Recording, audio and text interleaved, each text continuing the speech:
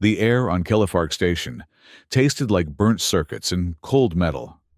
It was a place balanced precariously on the edge of charted space, a cracked vertebra in the spine of the galaxy. The station itself was a tumor of welded hulls and stolen modules clinging to a massive asteroid, all of it perpetually bathed in the dim, crystalline light refracting through the surrounding ice belt. Law was not just lax here. It was a commodity, bought and sold by the highest bidder. And the highest bidder, always, was the Binders Guild. Jonah Crest kept his head down, a habit that had served him well. He was, by all appearances, just another piece of station flotsam.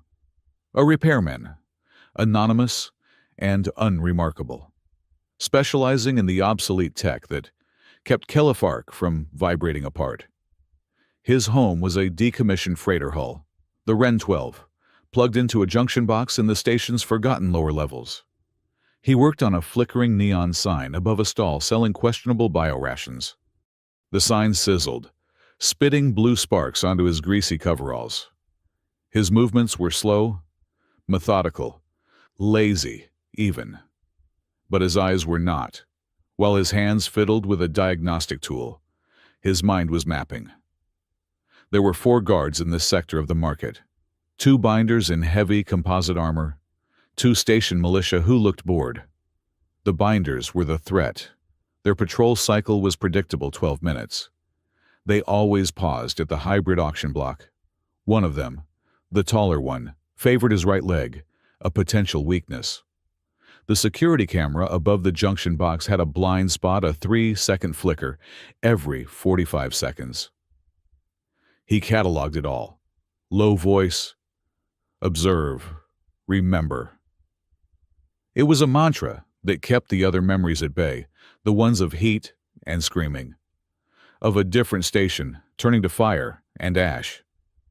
He pushed the thought down, his knuckles tightening on the wrench. A sudden surge in the crowd's noise pulled his attention. The rattling of a heavy cage. The hybrid auction had begun. It was the station's grimmest spectacle, a primary source of income for the binders, who specialized in exotic sentient assets. Jonah usually made a point of being elsewhere. He hated the smell of ozone from the shock prods and the desperation. But today, his route back to the Ren 12 was blocked by the throng. He sighed, leaning back against the bulkhead, affecting the weary indifference of a man waiting for the parade to pass. Then he saw her. She was in the central exhibition cage, a shimmering pillar of defiance, a Vulcaran. They were legends, fox-like hybrids of incredible grace and rumored savagery.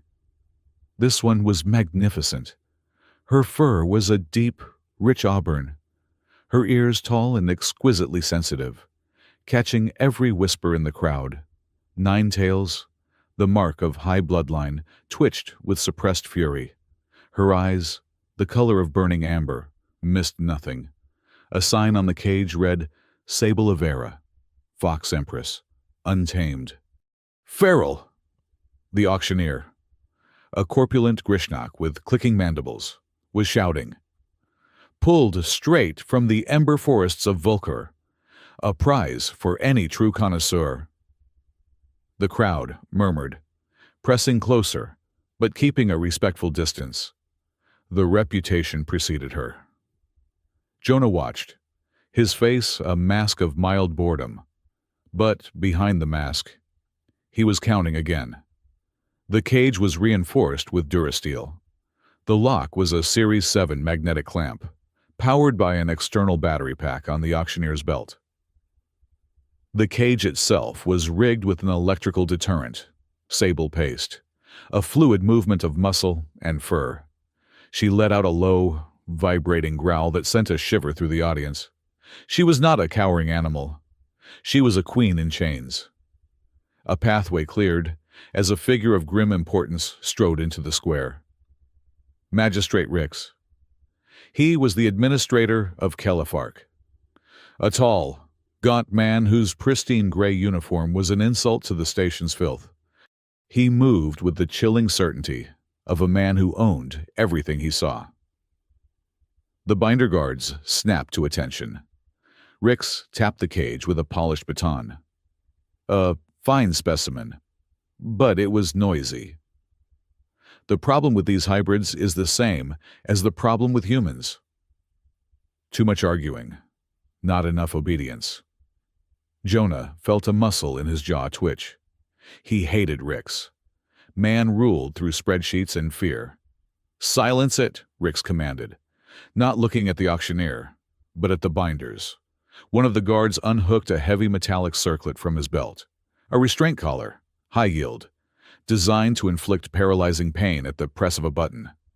The guard approached the cage warily. As he fumbled with the access hatch, Sable lunged. She slammed against the bars with a speed that defied physics, her teeth snapping shut scant millimeters from his armored glove. The guard yelled and fell backward. The crowd laughed, a nervous, cruel sound. Sable rose on her hind legs, her claws scraping the steel, a sound like knives on stone. Her lips were pulled back in a snarl that was both beautiful and terrifying. "Control the asset," Rick snapped, his composure finally cracking. The other guard raised his pulse rifle. "Hold on, gents." The voice was quiet, almost conversational. It cut through the tension with surprising ease. Jonah Crest had pushed himself off the wall. He ambled forward, wiping grease from his hands onto an already filthy rag. Rix turned, his eyes narrowing. "Who are you?" "Just a repairman, magistrate." Jonah gestured with his wrench toward the fuming guard and the sparking collar in his hand. "And I'm telling you, that's faulty equipment. You put that on her, while the actuator is spitting sparks, and you'll short her entire nervous system. You'll be lucky if she lives, and if she does, she'll be useless." The guard holding the collar froze, looking at the device in his hand as if it were a snake. It was sparking faintly. Jonah continued his drawl, walking closer. "That's a K-17 induction field. Standard issue, which means it's cheap. You're running it at 90% capacity just for the deterrent field. The manual specifies 65%. Maximum. You're getting feedback chatter." He pointed at the sputtering collar. "That's what's causing the shortage. You're trying to contain a wildfire with a damp paper towel. Bad for business." He sounded utterly, profoundly bored. He sounded like every technician who had ever over-explained a simple problem. Rix stared at him. The magistrate understood power and brutality, not technical specifications. Jonah had thrown him off balance with sheer, banal competence. "Are you bidding?" Rix asked, his voice dripping with contempt for this human filth. "Me?" Jonah gave a short, dry laugh. "Gods, no. I'm just offering some free advice. But since you're shorting the merchandise," he looked Sable up and down, as if assessing a broken engine. "She's clearly defective. Look at her, completely feral, damaged goods." Sable let out a furious growl at his words, her ears pinning back. "I'll take the problem off your hands," Jonah said, looking back at Rix. "It's barely worth the scrap, but I'm feeling generous. Say 300 credits. The auctioneer's mandibles clicked in offense. 300. This is the Fox Empress. "She's a lawsuit waiting to happen," Jonah countered smoothly, tapping the cage bar. 250. Final offer. Rix's lip curled. He was insulted by the entire spectacle. This human mechanic had turned his display of power into a haggling match at a junk stall. He wanted it over. 500 credits, and you will remove this creature from my sight. Now. Jonah winced, as if pained by the price. 500, you're robbing me. Fine. He reached into his coveralls and pulled out a worn credit chip, tossing it to the auctioneer. The crowd was silent, baffled. A scruffy human repairman had just bought the most dangerous hybrid on the station, for less than the cost of a new reactor coupling. "The leash and collar control, fool!" the binder guard grunted, holding out the master switch. Jonah ignored him. He walked straight to the cage, past the armed guards, past Rix's stunned expression. He stopped just before the magnetic lock. His eyes met Sable's. The amber fire in them was hot enough to melt steel. She was tense, a spring coiled to the breaking point, ready to kill him the second that door opened. He didn't look away. He just looked at her. "What is he doing?" Rix hissed. "Stop him!" But the guards hesitated. The mechanic had just paid. He owned the asset. He was also, clearly, an idiot. Jonah's hand moved, not to the control, but to the manual override on the lock itself. He'd been watching it for 10 minutes. He knew its quirks. With a deft twist of a small tool he'd palmed from his pocket, he bypassed the electronic security. There was a loud, definitive clank. The magnetic lock disengaged. The hiss of the pneumatic seals releasing echoed across the suddenly silent market. The cage door swung open. The crowd surged backward as one. The binders raised their weapons, safety catches clicking off. Rix took a half step behind his guard. Sable did not move. She stood in the opening, poised at the threshold of freedom, every muscle defined. She looked at the guns, at the crowd, at Rix. Then her gaze settled on Jonah. He stood barely 3 feet from her, hands empty, open at his sides. He had no whip, no prod, no weapon. She lowered her head and let out a guttural snarl that came from the depths of her chest. This was the test. Sable lunged.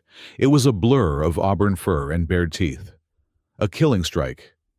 Jonah did not flinch. He did not step back. He did not even raise his hands to protect himself. He simply stood his ground, his eyes fixed on hers. Her snapping jaws stopped an inch from his throat. The heat of her breath washed over his face. She was trembling with a rage so profound it was a physical force. He slowly, deliberately, raised one hand, not to strike, not to ward off, but palm down.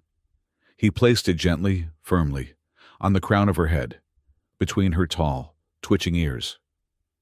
She froze. Her whole body became rigid. Jonah leaned in, his voice barely a whisper, meant only for her. "You're safe if you choose to be." A strange sound filled the air, a low-frequency hum. The restraint collar, still in the guard's hand 20 feet away, sparked violently. Then its lights died simultaneously. The heavy, inert collar still locked around Sable's own neck clicked open. The metal circlet split in two and fell to the cage floor with a heavy thud. Dead silence. The guards stared at the deactivated controls in their hands. Rix's jaw was open. Nobody understood what had just happened. Sable let out a shaky breath, her snarl fading into a look of profound, primal confusion. Jonah kept his hand on her head for 1 second longer. Then he stepped back and gestured to the open market. "The Ren 12 isn't much," he said, his voice back to its normal, dry tone.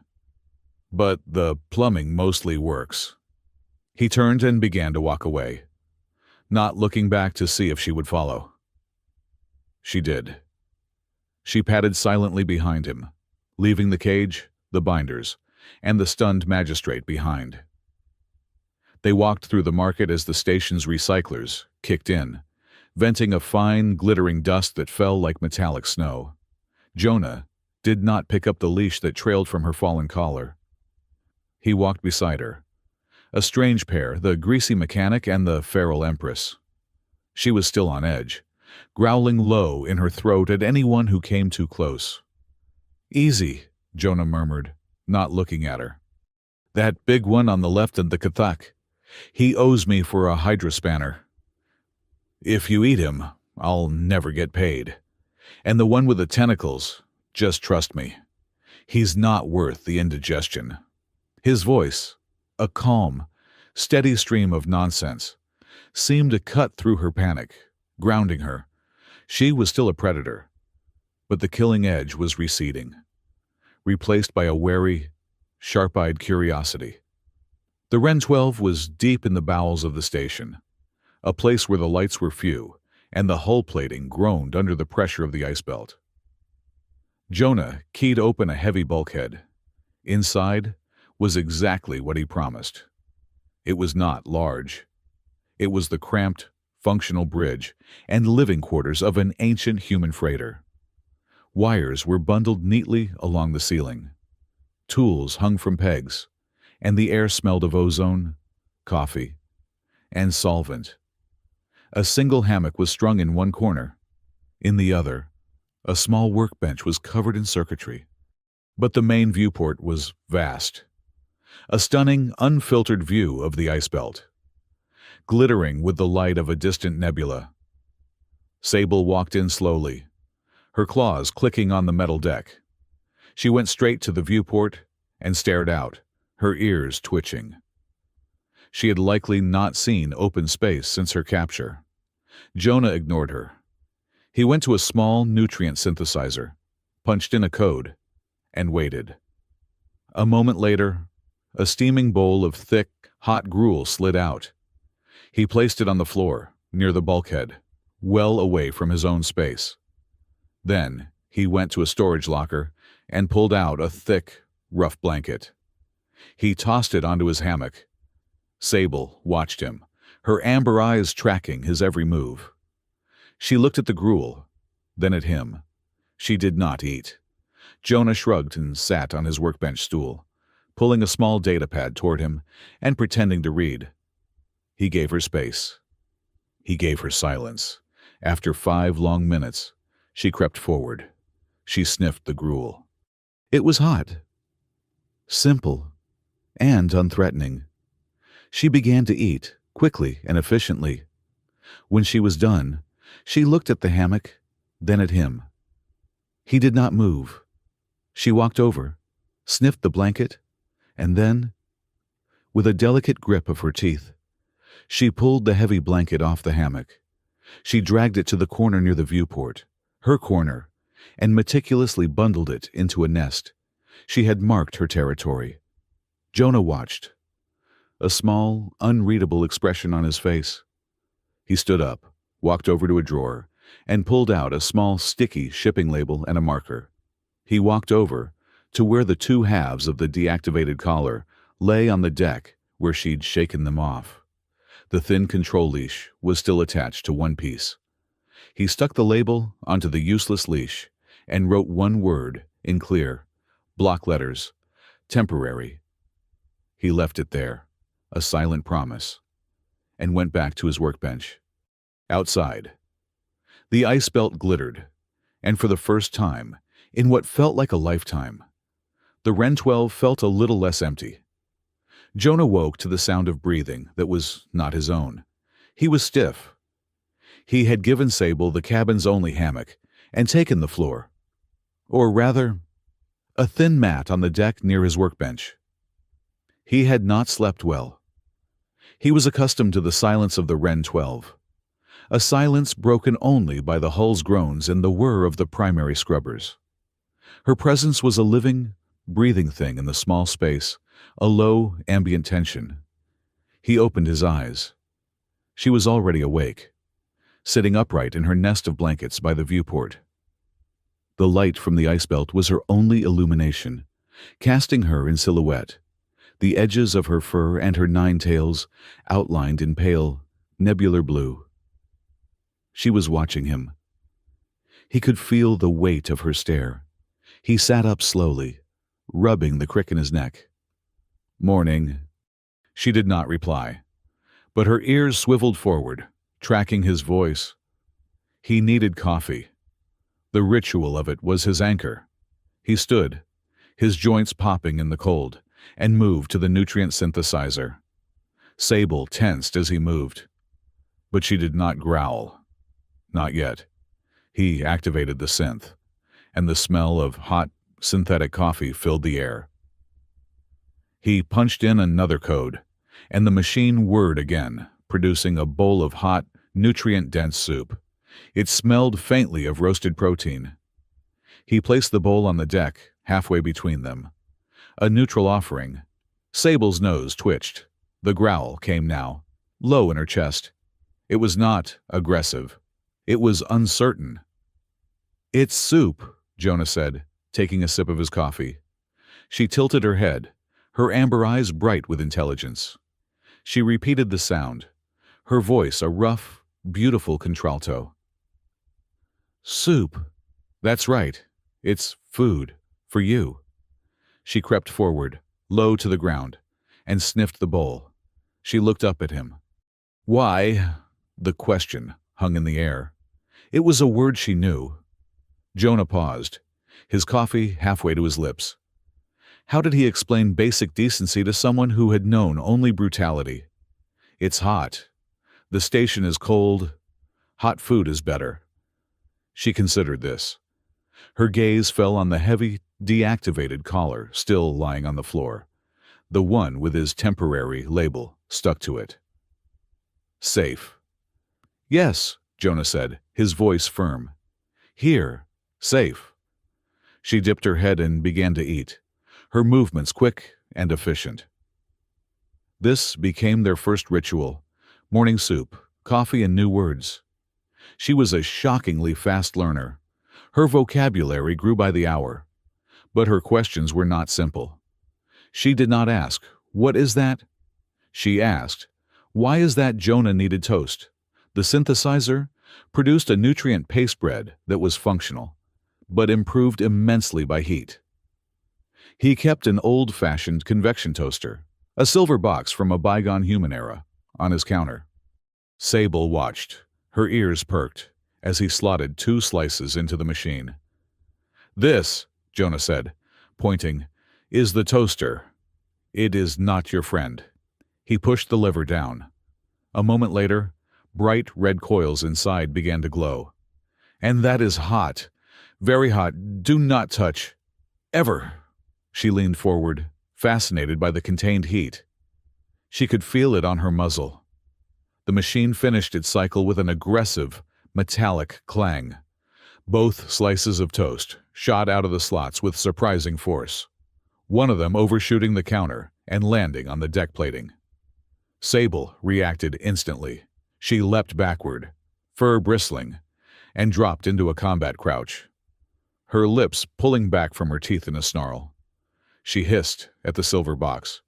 Jonah sighed, bending to retrieve the toast. "It's not alive. It just hates bread." Sable's eyes darted from the toaster to Jonah, and back. "It bites the food. It's called toasting. And yes, it is overly aggressive. It's a terrible design, but it is not a threat." He tapped the side of the machine. "No fighting the toaster."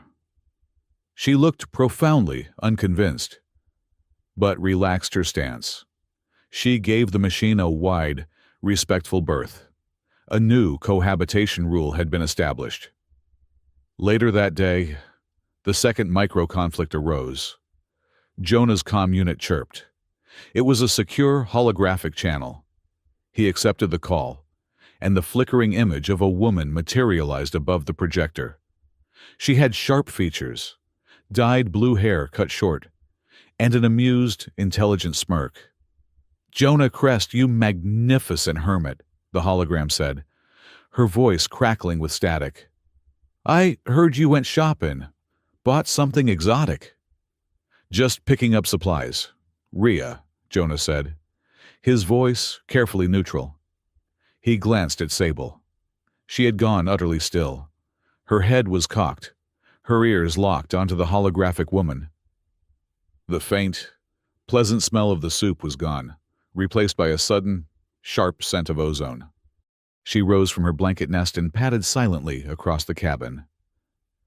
"Supplies!" Rhea laughed.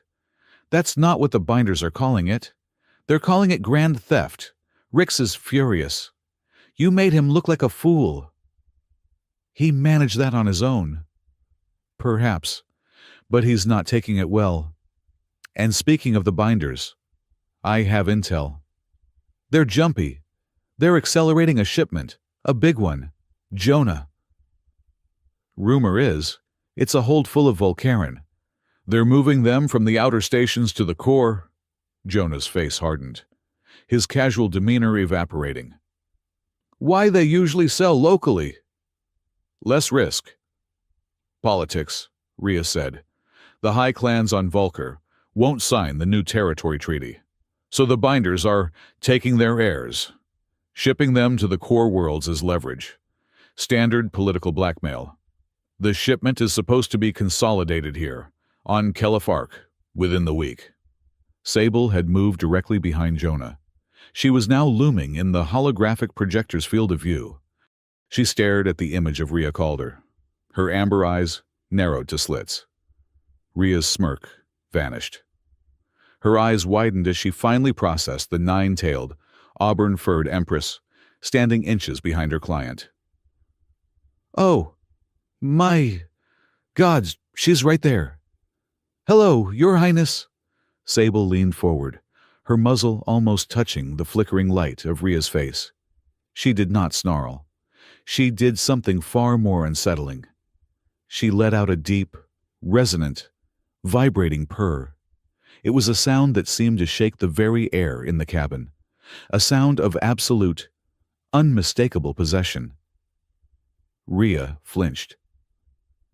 Jonah, you magnificent suicidal idiot. Call me back when your guest isn't threatening to eat my signal. The hologram vanished. Jonah let out a long breath and rubbed the bridge of his nose. He turned to face Sable. She was still staring at the projector. She's a friend, Jonah explained. Information, not competition. Sable sniffed the projector, her nose twitching. Her voice is sharp. That's just Rhea. She's a traitor, a hacker. She helps. Sable gave him a long, unreadable look, then returned to her corner. The message, however, had been clear. The voice in the box was his. I need to go out, Jonah said, grabbing his worn jacket. Get parts, check the network. Sable was on her feet in an instant. I go. Not this time. He gestured to his main datapad. He'd patched it into the station's public broadcast feed. Magistrate Rix's gaunt face was plastered on screen. A new bounty had been issued. Warning. The synthesized voice of the station announcer droned. The Vulcaran hybrid, known as Sable Avara, illegally purchased by an unregistered party, is considered extremely dangerous and feral. Report any sightings to the Binders Guild. Do not approach. Feral, Sable spat. The word an insult, dangerous. To them, freedom is dangerous, Jonah said. He switched the feed. Another bulletin. And this is the real problem. Hybrid Registration Act, Section 4. All hybrids outside of designated zones must be leashed and registered to their owner. Binder patrols are conducting spot checks. They'll be scanning for active leash signals. I wear no collar, no leash. Her voice was adamant. Exactly. Which is why you have to stay here. They're looking for you. I'm just a mechanic. I'm invisible. He opened a storage panel. I'll be back in 2 hours. Don't try to make porridge. And don't fight the toaster. She did not like it, but she nodded, a short, sharp dip of her chin. Jonah slipped out into the station's service corridors. He was not just buying parts. He was listening. He moved through the lower markets, his lazy mechanic persona a perfect camouflage. He paused by a ventilation duct near the binder's favorite drinking hole, pretending to diagnose a faulty power coupling. He heard them. They were stressed. Rhea was right. The magistrate wants the shipment moved in 3 days. One grunted. Wants all assets consolidated. That means rounding up the strays. And the fox. another asked. Rix wants her back, quietly, if possible, alive, if convenient. He put a 50,000 credit bonus on it. Jonah's blood ran cold. 50,000. Enough to make anyone on Kelefark a traitor. He completed his repairs and moved on, his mind racing. 3 days. Back in the Ren 12, Sable was discovering the perils of solitude. The small cabin, once a sanctuary, now felt like a cage. A much nicer cage, with a better view, but still a cage. She paced, her claws clicking softly on the deck. She was hungry. She eyed the synthesizer. Jonah had used it. How difficult could it be? She went to the panel. She recognized the symbol for gruel he had used that morning. She pressed it. A dehydrated, grayish lump of paste dispensed into a bowl. It was cold. She looked at the heating units. Not the toaster. The other one. The flat surface he used for his coffee pot. She put the bowl on it and studied the controls. A simple dial. In her world, heat meant power. More heat meant faster results. She turned the dial all the way to the right, to 11. The effect was instantaneous. The nutrient paste did not warm. It is carbonized. A plume of acrid black smoke billowed toward the ceiling. And then the ceiling screamed. A high frequency, piercing wail filled the cabin. Sable dropped, flattening her ears, her fur on end. It was the sound of alarms, the sound of her capture, the sound of the hunt. She snarled, backing into her corner, her eyes wide with terror, searching for the attacker. The bulkhead door hissed open, and Jonah scrambled in, his own tools drawn. He took in the scene in half a second, the black smoke, the screaming alarm, the terrified Volcaran poised for battle. He did not yell.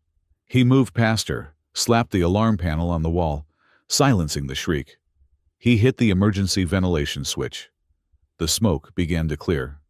It screamed, Sable panted, her entire body trembling. It's the smoke alarm, Jonah said, his voice calm, though his heart was hammering. It screams when you burn whatever that was. He looked at the smoking, charred rock in the bowl. Sable looked at the bowl, then at him. I made ash. Yes, you did. He pointed to the dial, still cranked to its maximum. This panel, only to level 3, not to 11. He made her a new bowl of soup. She ate it in silence. This was another new rule. The ceiling screamed not in attack, but in complaint.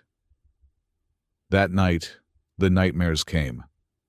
Jonah was dozing in his hammock, the one he'd reclaimed after welding together a more permanent, larger cot for Sable in her chosen corner. He was awoken by a sound, a whimper. He looked over. Sable was asleep, but not at rest. She was trembling, her ears flat, her paws twitching as if running. No, she whispered, her voice thick with sleep and terror. Vark at the fire, no, run, she cried out, a sharp yelp, and bolted upright. Her eyes were wide and unfocused, seeing not the metal cabin, but something else. She was panting, her breath fogging in the cold air. Jonah remained perfectly still in his hammock.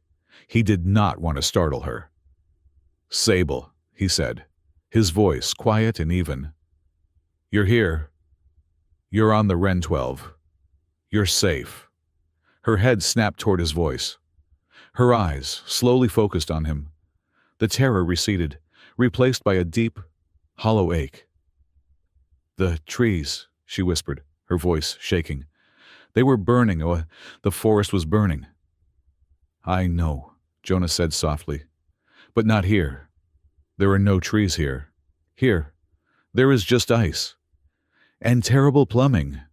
She continued to pant, her nine tails wrapping tightly around her. She settled back into her blankets, but he knew she would not truly sleep again that night. Neither would he. In the morning, The atmosphere was subdued. They ate their soup in silence. Jonah was watching her, noting the dark circles under her eyes, the lingering tension in her shoulders. She looked up, catching his stare. "You watch me. I'm observing," he replied, "making sure you are you. Still you. Not planning to declare war on the smoke alarm again." She tilted her head. A small, strange expression flickered across her face. It was the barest hint of a fox-like smile. "Be careful." Jonah crest, death stares, ruin the flavor. Jonah, who had just taken a large spoonful of soup, choked. He coughed, thumping his chest, his eyes watering. A joke. She had made a joke. "Noted," he wheezed, wiping his mouth. A small part of the ice around them had begun to melt. Jonah spent the next day working, but not on his usual repair jobs. He sealed the Wren 12 from the inside. He told Sable it was routine maintenance. He opened a series of hidden panels in the engine compartment, panels that did not exist on any standard schematic for a Wren-class freighter. He began upgrading the ship's power core, diverting energy to the dormant shield emitters. He worked on his personal comm rig, not the station-linked one. He typed lines of code that were impossibly ancient. It was not guild standard, not even modern military encryption. It was an archaic human syntax, a dead language of programming from Earth's first interstellar explorers. Rhea had seen him use it once and had been baffled. "That's archaic, Jonah. It's beautiful. But it's digital dust. Nothing listens for that frequency anymore." "Exactly," he had replied. 2 days after the bounty was posted, the situation became untenable. "They're doing cabin-to-cabin sweeps in the lower levels," Jonah said, pulling up a security feed. "Looking for unregistered biologicals. We can't stay here." Sable was instantly on her feet. "We fight." "We walk," he countered. "Right through the middle of them. But we have to be smart about it." He went to the drawer where he'd tossed the temporary labeled leash. He held it up. Her growl was immediate. "No. I know. I agree, we don't attach it. You don't wear it," he held it out. "But we need to have it. Their scanners are looking for active restraint collars. If we have this, and it shows inactive or broken, they'll just see me as a stupid owner, not you as an escapee. It's deception." "Deception," she repeated, tasting the word. "Survival," he corrected. "A very old human habit. We'll go to the upper market. It's crowded. We can blend. I need to meet Rhea." Sable eyed the leash like it was a snake. Finally, she nodded. "I will carry it." "No," Jonah said. "I will. It makes the story more believable." They left the Wren 12. The corridors were tense. Sable moved beside him, a shadow of lethal grace. Her ears swiveled, capturing every distant shout, every clatter of armor. Her tails were held low, but not tucked in fear. They were poised, like a spring. They passed their first binder patrol. 2 brutes in heavy armor, their scanner active. Jonah nodded at them lazily. The picture of a mechanic on a brake, the leash dangled, visible, from his hand. The guard's scanner scanned them. It was looking for the electronic signature of an active caller. As it passed over them, Jonah's personal comm, hidden in his pocket, emitted a tiny, localized burst of coded static, the archaic code. The binder's scanner beeped, signal error, faulty device. The guard grunted in annoyance. "Get that thing fixed, citizens, or get it chipped. Rix wants all assets tagged by end of cycle." "Aye, sir," Jonah said, sounding bored. "On my list." The patrol moved on. Sable looked at him, her eyes wide. "How old habits," he murmured. "Keep walking." They entered the main market. The effect was immediate. The noisy, chaotic throng parted for them like water around a stone. The whispers were loud. "That's her. The feral Empress. By the stars, he has her unleashed." He must be insane. Sable ignored them, her head held high. She was a queen, and she would not be cowed by gossip. Then, a small, blue-scaled Tico child, no more than 4 years old, darted away from his mother's grasp, laughing. He ran directly toward the fascinating nine-tailed creature. "Tico, no," the mother screamed, her voice cracking with pure terror. Sable froze. Every instinct in her body tensed for the sudden, unpredictable movement. The child, utterly fearless, stopped a foot away and just stared.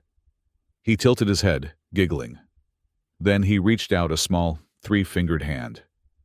"Easy," Jonah said, his voice a low, calm vibration. The child's fingers brushed the soft, auburn fur of Sable's tall, pointed ear. Sable's breath hitched.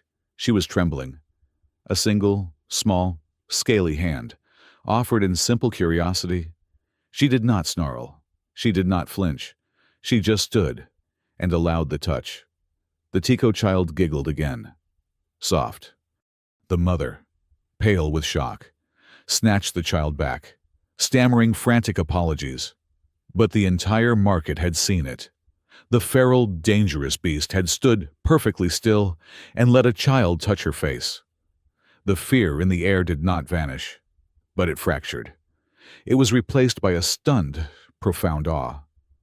As they continued to walk, an old Grishnak woman, one whose stall synthesizer Jonah had fixed for free last month, silently tossed a purple, star-shaped fruit from her stand. Sable caught it, deftly in one hand. She sniffed it. It was sweet. She looked at the seller, at Jonah, and then took a careful bite. They met Rhea in a noisy, steam-filled ventilation hub, the only place on the station where conversations were truly private. "You two are causing a stir," Rhea said, her holographic disguise flickering off to reveal her real, tired face. "We aim to please," Jonah replied. "What did you find?" "More than I wanted to." She handed him a shielded data chip. "This isn't just opportunistic greed. Jonah, Rix created this market. He built it on blood." Jonah slotted the chip into his datapad. He and Sable stood side by side, watching the files decrypt. The proof was absolute. Encrypted communications, offshore bank transfers, and video logs. Logs showing Rix himself, in conference with Binder leaders, 6 months prior. They were planning a series of hybrid-led riots. They used rage-inducing frequencies to drive a few hybrids mad, setting them loose in the residential sector. The riots killed dozens of people, both human and hybrid. Those riots were the sole justification Rix had used to invite the Binders to Kelifark and to ram the Hybrid Registration Act into law. "He murdered them," Jonah whispered, his voice shaking. "He murdered his own citizens to justify slavery." "And here," Rhea said, tapping the screen, "is the payoff. A list of buyers, high-profile, core world politicians. They are not just buying slaves. Jonah, they are buying silence.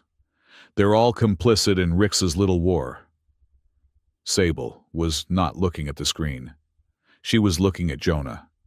She watched the color drain from his face, replaced by a cold, quiet rage that she recognized. It was the same icy fury she had felt in the cage. He was seeing it again, the fire, the screaming, a past he never spoke of. He was trembling. Sable reached out, not with her claws, but with her hand. She placed it firmly on his forearm, a solid, grounding touch. Jonah flinched, then looked at her. Her amber eyes held his. The gesture broke his spiral into memory. He took a steadying breath.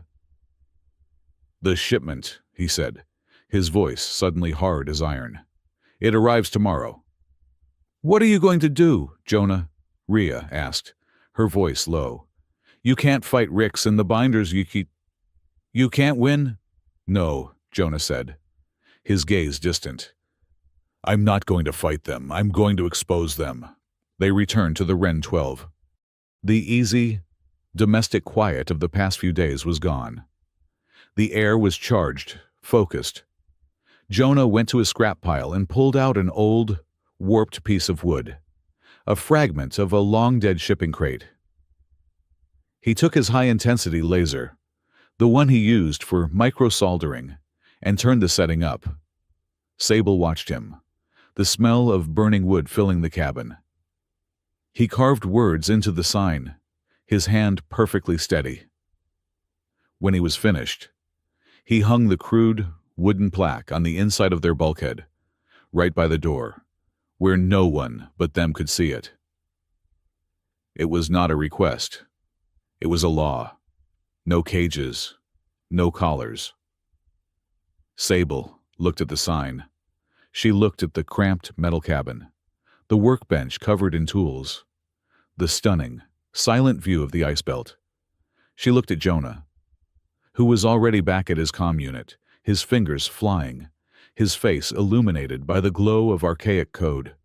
She went to her cot, her nest, and curled up, not in fear, not to sleep, but to wait, to prepare. Home, she whispered. So quietly, Jonah almost missed it. He heard it. The Ren 12, once a quiet refuge, was now a war room. The smell of coffee and soup had been replaced by the sharp, electric tang of ozone from Jonah's overtaxed console. Rhea's hologram flickered in the center of the cabin, her image distorted by the sheer amount of data she was pushing through the secure channel. We have two objectives, Rhea said, her voice tight. Liberation and revolution. They are not the same thing. Jonah leaned over the console, his face grim. Rix is moving the main shipment in 3 days. He's consolidating all assets, but the big event is the ceremony. That's when he makes it all legal. Our plan has to be 3-layered, Rhea continued, pacing in her holographic circle. First, we cut the head off the snake. The binder's command structure is centralized. I can't break their encryption, Jonah. It's too strong, but I can map their signal chain. If I can get physical access to one of their primary network junctions, I can bypass the encryption, Jonah murmured, already visualizing the station's blueprints. I can introduce a malfunction. Second, the hybrids, Sable said. Her voice was low and steady, lacking the uncertain growl of her first few days. This was the Empress speaking. The shipment, the ones already in the holds, they must be freed. That's the noisy part, Jonah warned. The holds are deep, under the station market. Heavy guard. I will handle the noisy part, Sable stated. It was not a boast. It was a fact. Which brings us to Layer 3, Rhea said. Public opinion. Rix controls the narrative. He says you're a feral monster. Your Highness. He says hybrids are dangerous. We have to prove he's the monster, and he's the danger. The data you found, Jonah said, tapping the chip Rhea had given him. The proof that he staged the riots? Exactly. We have to broadcast that data during the signing ceremony. We need to hit Rix with everything at once his comms dead. His prisoners loose, and his crimes on every public screen. We don't just stop him, we will dismantle him. The plan, settled in the small cabin, heavy and dangerous. Rhea, find me the weakest junction in their comms network, Jonah ordered. Sable, we need to train. The training began immediately. The small cabin became a dojo. The first lesson was language. This is not aggression, Sable explained, her ears pressed flat against her skull. This is my focus. I am listening to everything. The hull, your breathing, the power cycling in the walls. Jonah nodded, observing. Got it. Flat ears means do not disturb. Genius at work. She gave him that slight, fox-like smile. Almost. Now the tail. She held one of her 9 tails aloft. A slow, side-to-side wave is contentment, like soup. She paused. But this, her tail went rigid, the white tip twitching. Once, twice. This means I am 2 seconds from striking. This is the only warning you will get. Rigid tail, twitching tip. Got it. 2 seconds to make myself scarce. In return, Jonah said, clearing a space on the deck. You need to learn how to fight here. You're a forest predator. This station is a steel trap. The rules are different. He showed her how to use the cramped environment. Never move in a straight line. They expect that. Use the walls for leverage. A bulkhead corner is a weapon. It breaks an enemy's line of sight. He had her practice a disarming move. Not one of brute force, but of leverage and timing, using an opponent's own momentum against him. She learned with terrifying speed. Her Volcaran grace translated perfectly to the tight, geometric confines of the ship. You are a strange warrior. Jonah Crest, she said, breathing heavily after she'd successfully thrown him against the bulkhead padding. You teach me to fight, but you fight with jokes. It's called ice-breaking, he said, rubbing his shoulder. Or sarcasm. It's a human thing. We use humor to deflate tension, or to make people angry. It's a multi-tool. Sarcasm, she repeated, testing the word. So, if I were to say that Toaster is my most trusted and beloved ally, Jonah grinned, I would know you are planning to throw it into the ice belt as soon as my back is turned. I understand this tool, she said, her amber eyes glittering with newfound humor. I like it. Their time was running out. Rhea found the target, a primary communications junction hidden in the sub-level maintenance tunnels, 2 sectors below the main market. It was, according to her scans, lightly guarded. They're arrogant, Rhea's voice came over Jonah's private comm. They're relying on their encryption. They never expect a physical breach. Time to test some old habits, Jonah muttered. He and Sable suited up. Jonah in his mechanic's coveralls. Sable in dark, borrowed clothing. They slipped out of the Ren 12 and into the service corridors. The station was on high alert. Binder patrols were everywhere, their armor gleaming, their scanners sweeping. But Jonah and Sable moved like ghosts, using the routes Jonah had mapped in his head over years of solitary walks. They reached the junction. It was a heavy, Durasteel blast door, stamped with the Binders Guild insignia. A high-spec electronic lock glowed red. That is new, Sable whispered, her ears flat. High security. The lock is new, Jonah agreed. He ran his fingers along the door's frame, feeling the welds. But the door is old. They just welded their new tech on top of the original station frame. He knelt, brushing aside decades of grime at the base of the door. They built their fortress on an old human foundation. Big mistake. He pulled out his datapad and jacked it into an ancient, almost invisible access port. Not the binder lock, the station port. Their system is loud, he whispered, his fingers flying. Mine is quiet. He wasn't running an attack program. He was running a diagnostic. He was using the dead, archaic code of Earth's first interstellar explorers. The lock's red light flickered. I was confused.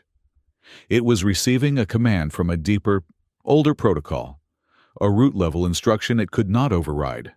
With a heavy, pneumatic thud, the blast door's primary bolts retracted. The door hissed open. Sable stared. How? Old human habits, Jonah said, pulling his datapad. We're stubborn. We build things to last. The sublevel hold was cold. The air smelled of despair, ammonia, and uncirculated fear. It was a vast, dark space, a converted cargo bay. Dozens of cages lined the walls, stacked 3 high. There were hybrids of every species, Kathak, winged avians, scaled tico, and more.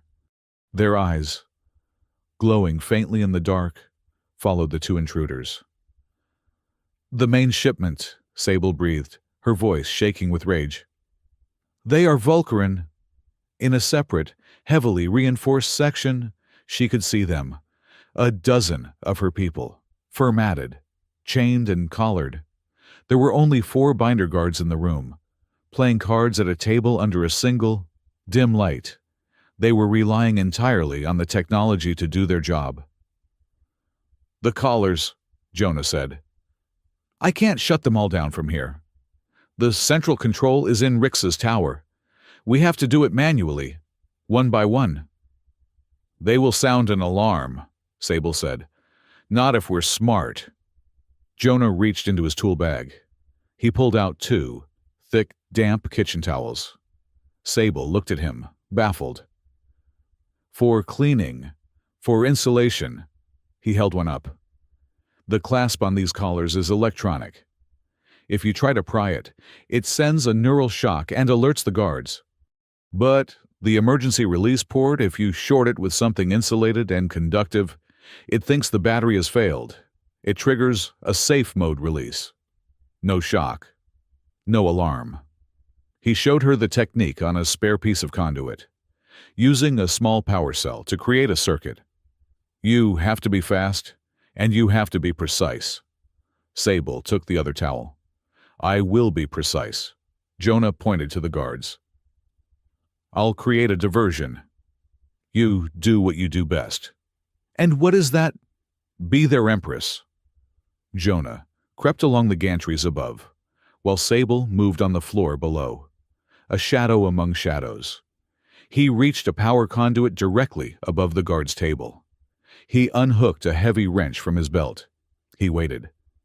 Sable reached the first cage. It held a young Vulcaran male, his fur the color of night. He shrank back, growling, his eyes wide with the collar-induced terror. Sable put her hand on the bars. She did not speak in the galactic common tongue. She spoke in the old Vulcaran dialect, a language of soft clicks and deep purrs. "I am Sable of the Ember Cliffs," she whispered.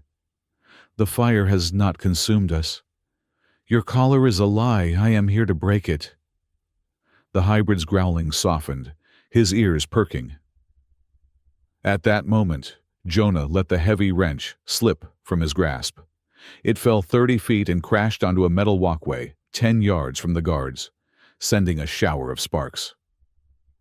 "What the hell was that?" one guard yelled, jumping to his feet and raising his pulse rifle. "Rats," another grunted. "This level's full of them. Go check it out." As 3 guards moved to investigate the noise, Sable went to work. She reached through the bars. The young Vulcaran flinched, but he held still. "Trust me," she whispered. She pressed the damp towel and the tool to the collar's port. There was a faint click. A green light turned red. The collar split in 2 and fell to the floor. The hybrid gasped, his hands flying to his throat, feeling the sudden, shocking absence of the oppressive device. Sable moved to the next cage, and the next. She was not the feral Empress. She was not a beast. She was a liberator. She spoke to each hybrid, her voice a low, comforting vibration. She used towels, tools, and quiet words. For the avians, she promised the sky. For Tico, she promised the warmth of the sun. For her own people, she promised the memory of the forest. One by one, the quiet clicks of failing collars echoed in the cavernous room. She was becoming a leader. She was channeling their fear into a silent, focused army, and deep inside, a cold terror gripped her. This was easy, giving them hope. But what came after she was just one woman, as broken and lost as any of them. She was their symbol. But what if the symbol was hollow? What if Jonah, who saw her as this strong, capable Empress, found out the truth of the fire, the real reason she was called feral? She had not just been hunted. In her panic, she had lost control. She had hurt her own people. The thought made her hand tremble. If he knew that, he would see her as Rix did. A monster. He would leave. A sudden, station-wide alarm blared, a sound that cut through the silence like a saw. The fourth guard, the one still at the table, had looked up at a security monitor. He saw her. He slammed his hand on a red panic button. Intrusion, sublevel. Hold all units. Lockdowns, lockdown. So much for the quiet approach, Jonah muttered, dropping from the gantry. He landed beside Sable as the freed hybrids began to panic. No, Sable's voice cut through the chaos. Don't panic. Not this time. Form up, fight with me. The doors at the far end of the hold burst open. A dozen Binder heavy assault troops stormed in, their weapons raised. Rix wants the Empress alive, their commander shouted. The rest are expendable, light 'em up. The pulse fire erupted. This way, Jonah yelled, firing his own jury-rigged pulse pistol at a ceiling light, plunging their section into darkness. He grabbed Sable's hand. We have to separate from the main group. We're the target. They broke left, into a maze of storage containers, while Sable directed her new followers to the emergency exits Jonah had unlocked. They were running, the air full of energy blasts. When Rix's counterattack truly began, a new sound emerged. A high-frequency, piercing whine that seemed to drill directly into Sable's skull. She screamed and fell to her knees, clutching her ears. Her vision blurred. It was the sound. The sound from the forest. The frequency the Binders had used to drive predators mad. The sound of the hunt. Sable, get up, Jonah yelled, pulling at her. I can't, she gasped, disoriented, the world spinning. 4 Binders. Their armor augmented with pulse trackers. Rounded the corner. They had an AI-assisted lock. Target acquired. She's immobilized. Take her. Jonah saw them. He saw Sable, helpless on the ground. He had seconds. He didn't fight. He ran. He ran right past them, to a public access comms panel on the far wall. Jonah! What are you doing? Rhea's voice screamed in his earbud. They're on top of you. Distraction. Jonah panted, slamming his datapad into the port. They're using a single-band frequency. I just need to flood it. You can't break their encryption. I'm not going to. I'll just be loud. He bypassed the station security and patched himself directly into the market's public address system, cross-linking it with the Binder's tactical channel. The high-frequency whine in Sable's head suddenly cut out, replaced by a cacophony. Attention, all shoppers. Jonah's voice boomed, magically amplified, across the entire lower level and into the Binder's helmets. We have a flash sale in aisle 4. All Binder dignity half off, which is, of course, free. The 4 guards stopped, confused, looking around for the source of the broadcast. We also have a lost pet announcement, Jonah's voice continued, cheerfully. We're looking for a small, spineless creature named Rix.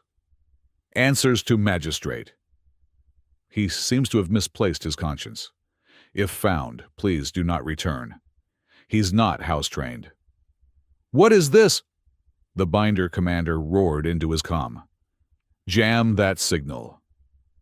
Having trouble, officer, Jonah's voice replied, now full of mock concern. Perhaps you'd like to bid in our impromptu auction. We are selling one slightly used hybrid registration act. Bidding starts at 30 pieces of silver. The binder's comms were flooded with static, feedback, and Jonah's relentless sarcasm. The AI targeting system glitched, unable to hold a lock through the sheer data noise. The ultrasonic pulse was gone. Sable shook her head, the world snapping back into focus. She looked up to see Jonah grinning at her from the comms panel, pulse pistol in hand. "Come on, Empress," he called. "Let's get out of this dump." She rose, her rage now cold and sharp.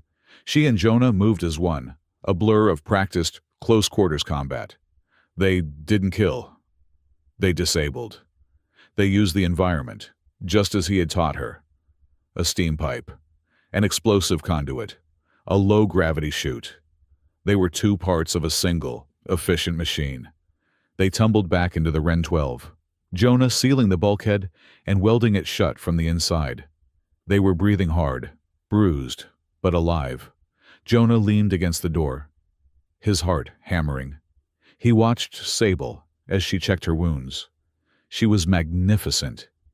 Her own trauma had terrified, trapped her, and she had still risen. The feeling in his chest was no longer ignorable. It was a warm, heavy thing, and it scared him more than the binders. This feeling, this home, it was what he had lost in the massacre. He had watched his family, his crew, burn. He had survived, and in doing so, had inherited a responsibility he never wanted. He had to see justice done for Rix. He had to do it cleanly, legally. He could not, would not, become the kind of impulsive monster that had taken everything from him. He couldn't let Sable get too close. It wasn't fair to her. Rhea's hologram flickered to life. She looked exhausted. "That was creative. Jonah, you've made Rix incandescent with rage. The entire station is laughing at him." "We got most of them out," Jonah said. "The ones from the hold, Rhea, they're in the lower vents. Sector Gamma, can you guide them? Get them to the old freighter hulls." "I'm on it. They'll be safe for now." Her face was grim. "But your little comedy routine had consequences. Rix is panicking." "Good," Sable said.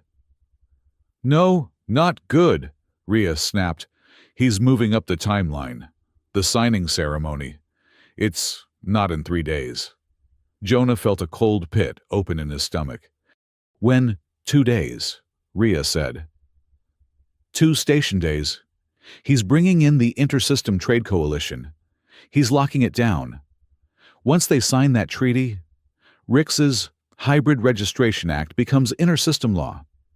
The binders will be legitimized, protected by interstellar commerce. They'll be untouchable. Jonah and Sable locked eyes across the small cabin. The laughter was gone. They had won a battle, but the clock for the entire war had just been cut in half. The zero-gravity plaza was the heart of Kelefark. Today, it was dressed for a triumph. Holographic banners, 5 stories high, rippled through the Nulgi column, proclaiming order prosperity below. On the magnetized deck sat the dignitaries, the Trade Coalition delegation, a mix of species in fine silks, looked impressed. They were seated before a polished obsidian stage, upon which Magistrate Rix was basking in the attention. He was in his element, his voice smooth and amplified, echoing across the assembled crowd. For 10 years, Kelefark has been a testament to negotiated stability. But we have always been plagued by the unpredictable, he purred, gesturing to a row of heavily armored binder guards. The feral, the untamed, the biological unknown. High above, in a service duct caked with decades of grease, Jonah Crest was anything but comfortable. He was lying flat, his datapad precariously balanced on a conduit, its screen casting a dim green light on his face. He had a perfect view of the plaza through a ventilation grate. He was, as always, the invisible repairman. He's certainly a fan of his own voice, Jonah muttered. His calm, a tiny bead in his ear, crackled. He's about to sign the treaty. Jonah. Rhea's voice was tense. My team is in place. We live on your mark. Down on the plaza floor, a figure moved through the thickest part of the crowd. She wore the heavy, insulated cloak of an ice hauler, the hood pulled low. Her movements were unnaturally graceful. Beneath the cloak, Sable Avara had her 9 tails bound tightly against her waist, a painful, claustrophobic restriction. Her ears were pressed flat under the hood, not in submission, but in focus, cataloging the thrum of the crowd's anxiety. With this act, Rix's voice boomed, we finalize our partnership with the Binders Guild, guaranteeing perfect, predictable, biological control. We will have stability. We will have now. Rhea, Jonah whispered. The giant holographic banners of prosperity flickered. For a second, Rix's magnified, smiling face froze, then pixelated. It was replaced by something else. It was not a flashy graphic. It was a cold, white screen displaying black text, a bank ledger. It showed a transfer of 2 million credits from a Binder Guild shell corporation to a private account under the name Magistrate Rix. The crowd's murmur began instantly. The delegates looked at each other, their smiles faltering. Rix's face went pale. Technical malfunction. Shut that down. Shut it. The screen changed again. It was a security feed, dated 6 months prior. A grainy video of Rix himself, in his office, talking to the Binder commander. The audio was crystal clear. Induce the panic in Sector Gamma. Rix's voice echoed across his own plaza. Use the K frequency. We need a hybrid-led riot. We need the justification. The screen split. It now showed the ensuing chaos. The riot Rix had engineered. The fire. The screams. The armored binders move in to restore order.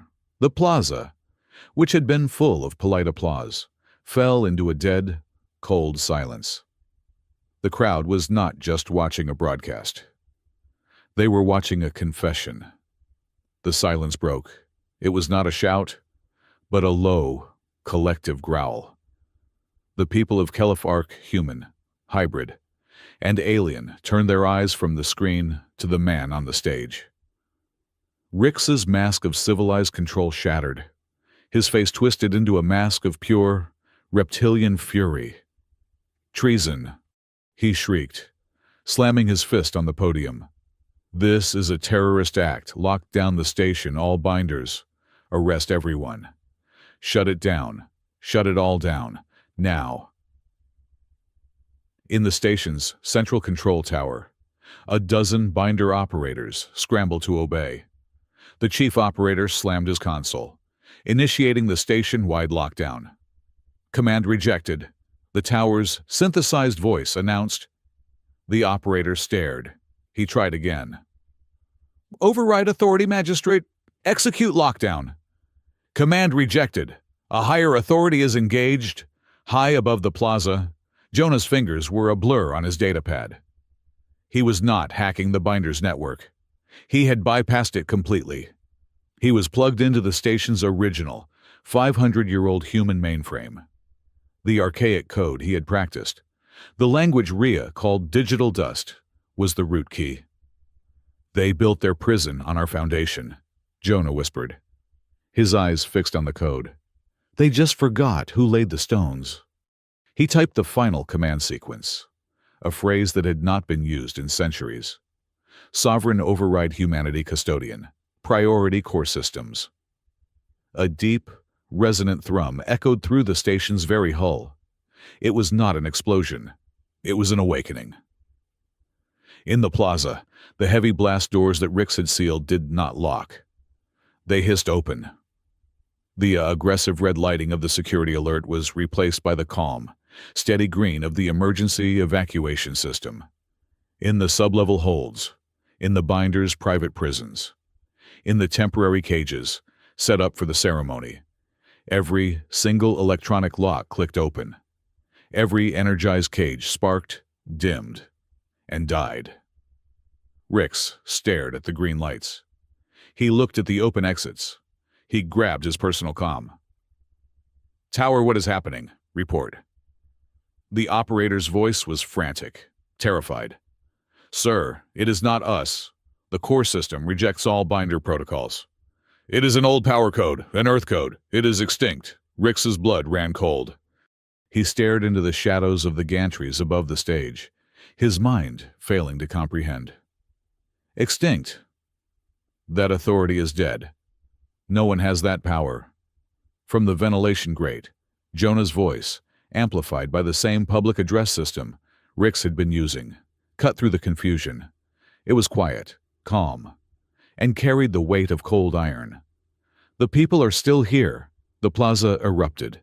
The crowd surged, not in panic, but in rage, toward the stage.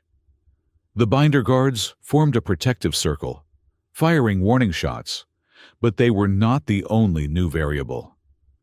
From the newly opened maintenance tunnels and service corridors, a new flood emerged, the hybrids. The ones Sable and Jonah had freed from the sublevel hold, guided by Rhea to this exact location. At this exact moment, they poured into the plaza, a wave of fur, scales, and feathers. They were not a disorganized mob. They were an army. And their Empress, finally, threw off her disguise. Sable ripped the heavy cloak away. Her 9 auburn tails unfurled, a banner of defiance. She leaped onto a vendor's stall, her amber eyes burning. She did not roar. Her voice was a royal command, cutting through the noise. "Hold!" she cried. The stampede of freed hybrids slowed. Turning to her, she pointed, not at Rix, not at the guards, but at a heavily armored mobile command unit near the stage. It was bristling with antennae. "That the callers, they still control our families, destroy the signal." It was a brilliant tactical stroke. She was not just leading a riot. She was giving them a target. She was channeling their rage into a mission. Her royal instincts, suppressed for so long, had taken over. She was a general, born to the field. She leaped from the stall and led the charge. Rix watched his entire, carefully constructed reality collapse in seconds. The crowd was against him. The prisoners were free. The station itself had betrayed him. He did what all cowards do when their systems fail. He escalated to brute force. He activated his private comm, his last remaining line of authority. "Patrol Cruiser Helm. This is Magistrate Rix. The station is lost. Insurrection protocols. Fire on my coordinates. Purge the civilian plaza. Fire at will." In the service duct, Jonah's blood froze. He looked through the grate. He could see Rix, surrounded by his personal guard, retreating toward a private shuttle dock. He could also see, on his datapad, the helm acknowledging the order. The cruiser, 2 kilometers off the station's bow, was powering its main plasma cannons. He had a choice. He could drop from the duct, fight his way to Rix, and end the man who had caused all this suffering. Personal justice. Or he could save the plaza. Save the hundreds of civilians and Sable from incineration. The choice was no choice at all. It was an obligation. Jonah ignored Rix. He turned his full attention to his datapad. He did not have time to hack the helm, but he did not need to. He dove deeper into the ancient human mainframe, past the station controls, into a partition marked Strategic Codex. His fingers flew, inputting authorizations that had not seen the light of day since Earth had first charted this sector. "Protocol Civilian Protection," he whispered. "Mandate preserve designated non-combatant zones. Activate Kelef Arc Defense Ring."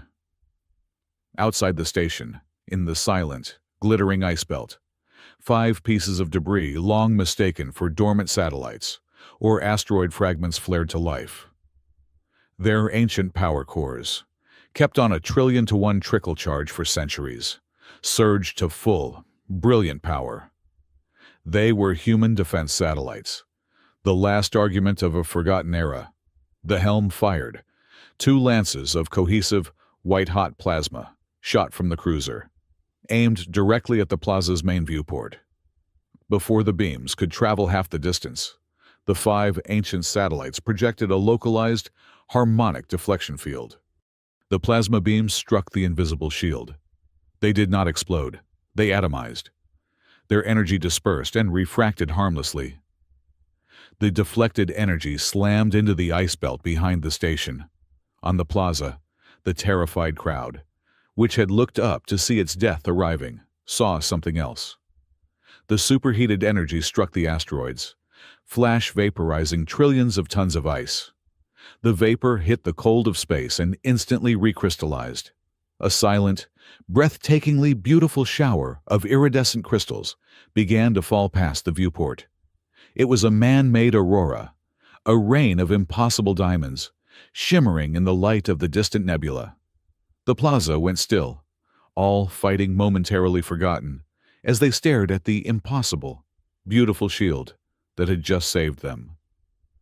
Jonah allowed himself 1/2 second to watch the crystal shower. "Stubborn," he muttered. "We build things to last."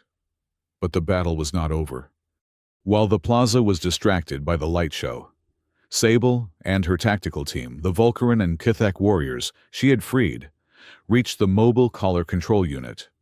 They were met by a new line of defense. They were not standard binders. They were larger. Their armor a dull, non-reflective black. Their helmets were sealed. They were Rix's personal guard, the elite, the Iron Collars. The Iron Collars raised their weapons, but they did not fire.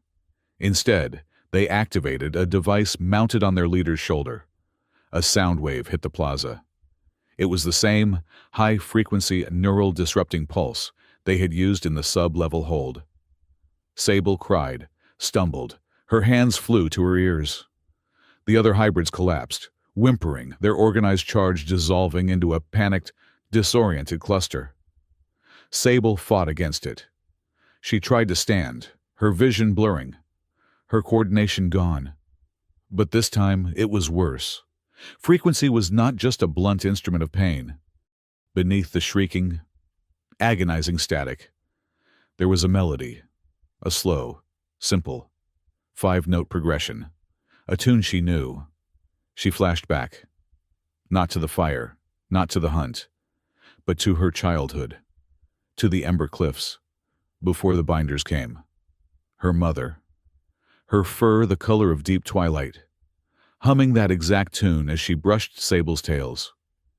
It was a lullaby, a sacred Vulcaran cradle song, one passed down through the royal line.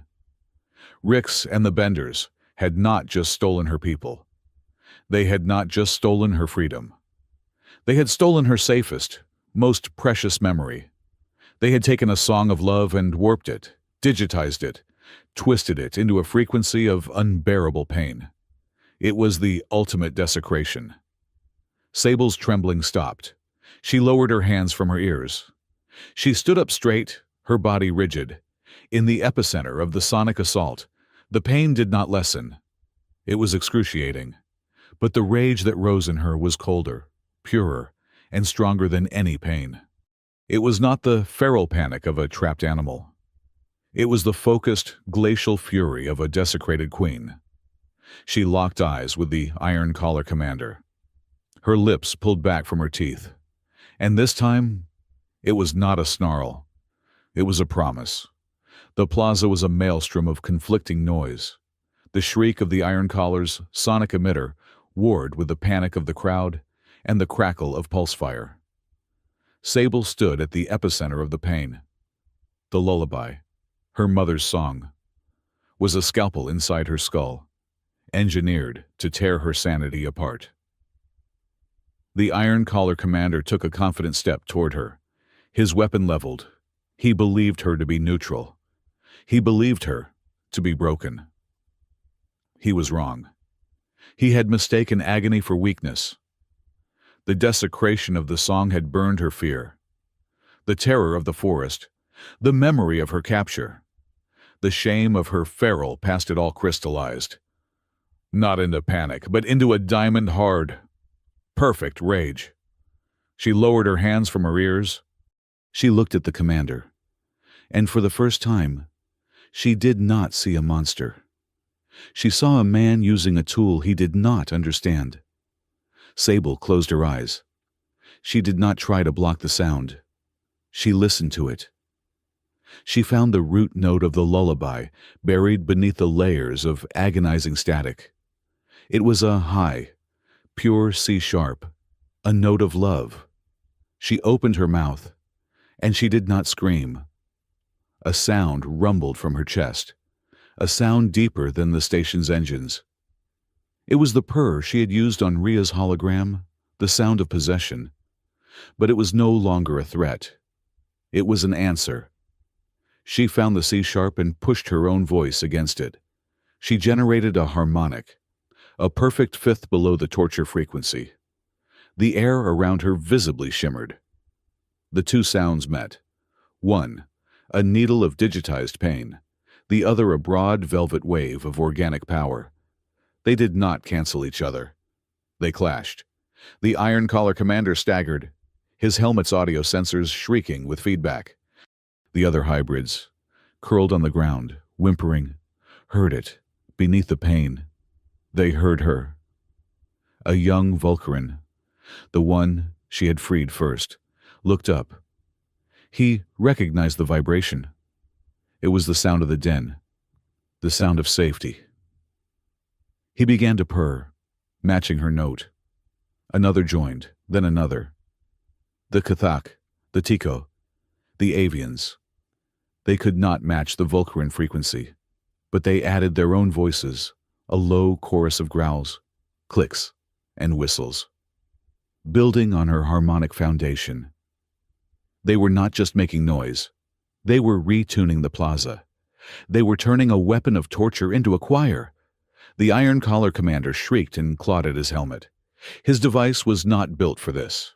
It was designed to send a signal, not receive a counter-resonance. "It is just a song," Sable snarled, her voice a low vibration that shook the very deck. The emitter on the commander's shoulders sparked, smoked, and then exploded in a shower of useless electronics. Silence. The agonizing pulse was gone. The plaza was filled only with the sound of 1,000 creatures breathing as one. Sable opened her eyes. They were the color of burning amber. "Now!" she commanded, and led the charge. While Sable conducted her orchestra of defiance, Jonah was moving. He had dropped from the service duct, landing in a spray of sparks from a severed power line. He ignored the chaos of the plaza, his target clear. Rix was retreating, his 2 personal guards dragging him toward the magistrate's tower, a sterile spike of obsidian that overlooked the plaza. Jonah ran, his body aching, his mechanic's pulse pistol, just a pea shooter in this fight. He vaulted a row of overturned benches. Rix's guards turned, firing heavy pulse rounds that gouged craters in the durasteel floor. Jonah dove, sliding behind a thick decorative planter. He was pinned. He was a repairman, not a soldier. But a repairman knew how systems worked and how they broke. He saw a main power conduit, the one feeding the plaza's holographic banners, running exposed along the wall. He fired one shot, not at the guards, at the conduit's emergency junction box. The conduit exploded, not with force, but with light and raw energy. A wave of blinding, blue-white plasma arched through the air, shorting out the entire sector. The lights, the nearby vendor screens, and the guards' weapon systems all died in a single, sparking flash. The 2 guards stared at their useless rifles. In that second of confusion, Jonah was on them. He moved with the desperate, efficient brutality he had learned in the massacre. He did not fight for honor. He fought to end the threat. 2 strikes, one with his wrench, one with the butt of his pistol, and the guards were down. He slammed the emergency override on the tower door. It was locked. Rix was inside. "Jonah!" Rhea's voice yelled in his ear. "I can't open it. It's on a closed system. He is completely sealed in." "No," Jonah panted, examining the door. "He is not." He looked at the seams. It was the same design as the sub-level hold. New, arrogant technology welded onto an ancient, stubborn, human-built frame. He did not use his datapad. He used his hands. He found the manual release for the fire suppression system. A relic no one had touched in a century. He wrenched it open. With a deafening hiss, the command room was flooded with CO2 and fire-retardant foam. The internal atmosphere sensors panicked. The door, programmed for a fire emergency, could not remain sealed. It hissed open 1 foot, then jammed. It was enough. Jonah slid through the gap into the stinging, chemical-laced fog. The magistrate's command room was the opposite of the plaza. It was dark, silent, and cold. Rix stood in the center, alone, his pristine uniform now damp with foam. "A mechanic!" Rix spat, his voice echoing in the chamber. He was calm. He was not afraid. This entire, chaotic, filthy insurrection, all because of a single, grease-stained mechanic. "We get into all the places people forget about," Jonah said, wiping the foam from his eyes. He raised his pistol. "Do you truly think that matters?" Rix smiled. He tapped a command on his wrist. "You are fighting an idea, human. The idea that your chaotic, sentimental, inefficient species is obsolete. And you are—" A black, glossy film flowed up Rix's body, pouring from his collar and belt. It was not armor. It was a second skin. It moved like liquid mercury, hardening into a sleek, articulated suit of non-reflective black, his prestige armor. It hummed, projecting a faint, shimmering field of energy. "This is the future. Human. Predictable, light. Efficient. Superior," Rix continued, his voice now slightly synthesized by the armor's speakers. "Your time is over. Your people are only good at telling stories about your past glory." Jonah clicked the safety off his pistol. He did not aim at Rix. He aimed at the main console. "We are still pretty good at finishing them." He fired. The shot sparked harmlessly off Rix's personal shield. Rix laughed. He moved with a speed that was not human. He crossed the 20-foot room in an instant, his hand grabbing Jonah's pistol and crushing it into scrap metal. He backhanded Jonah, sending him crashing into the main server rack. Jonah's head hit the steel. Pain exploded behind his eyes. The armor was strong, impossibly strong. "You see brute force. Always the human way," Rix mocked, advancing slowly. "You have no more tricks.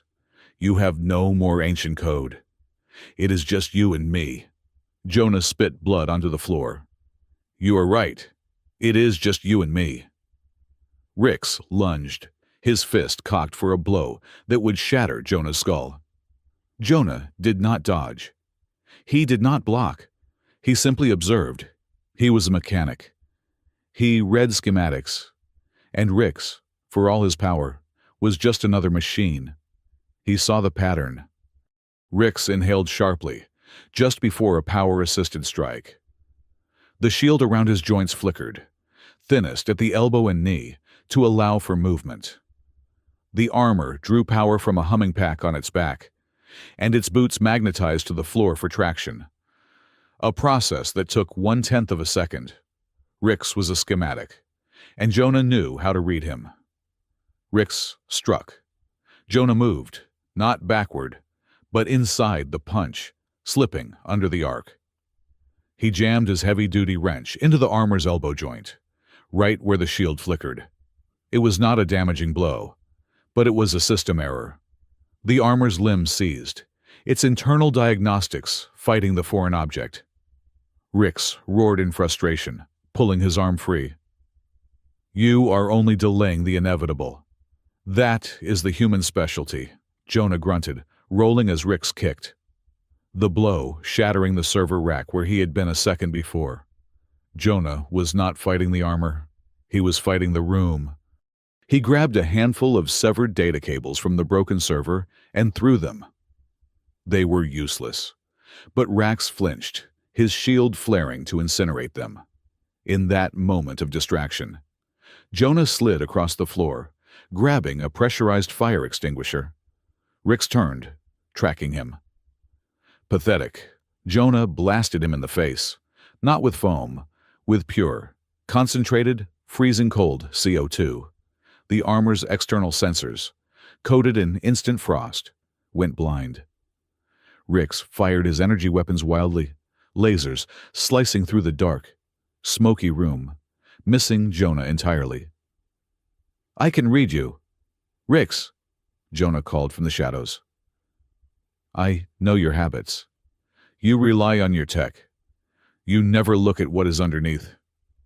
While Rix was blind, Jonah had moved. Not to attack, but to the main station core interface. The battle in the plaza was ending. Sable, her face smeared with grime and sweat, stood over the disarmed Iron Collar commander. Her warriors had subdued the remaining guards. The control unit was a smoking ruin. Rhea's voice suddenly blasted over the entire plaza. A message to the Trade Coalition, she announced. The delegates, huddled by their private shuttle, looked up. Magistrate Rix is defeated. His crimes are public. The station is under new management, but the binders remain. Their authority is built on collars. Whoever takes off the collar gets to speak. Choose your partners wisely. The coalition delegates looked on. They watched the crystal rain still falling outside. They looked at the unified, powerful army of hybrids. The chief delegate, a calculating reptilian Anubian, made his choice. He barked an order. His own corporate bodyguards turned, weapons raised, not on the hybrids, but on the remaining binder guards. You are in breach of inter-system humanitarian law, the delegate announced, his voice smooth. Surrender your assets, now. The system was eating itself. The revolution was complete. In the command room, Rix had cleared his sensors. He saw Jonah at the core interface. He roared, "You cannot stop me if I cannot have this station. No one can." He slammed his fist onto his own console, activating his final, spiteful command. The room was bathed in red light. A holographic timer appeared in the air. Station core overload in 5 minutes. It is over, human, Rix sneered, advancing on him. We will all be in a vacuum, a fitting end for an obsolete species. He grabbed Jonah by the throat, pinning him against the wall, lifting him off the floor. Jonah clawed at the armored glove, his air supply cut off.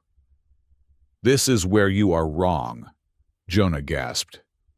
He was pinned against the core interface. His hands were free. Rix thought he was beaten. Rix thought he was dying.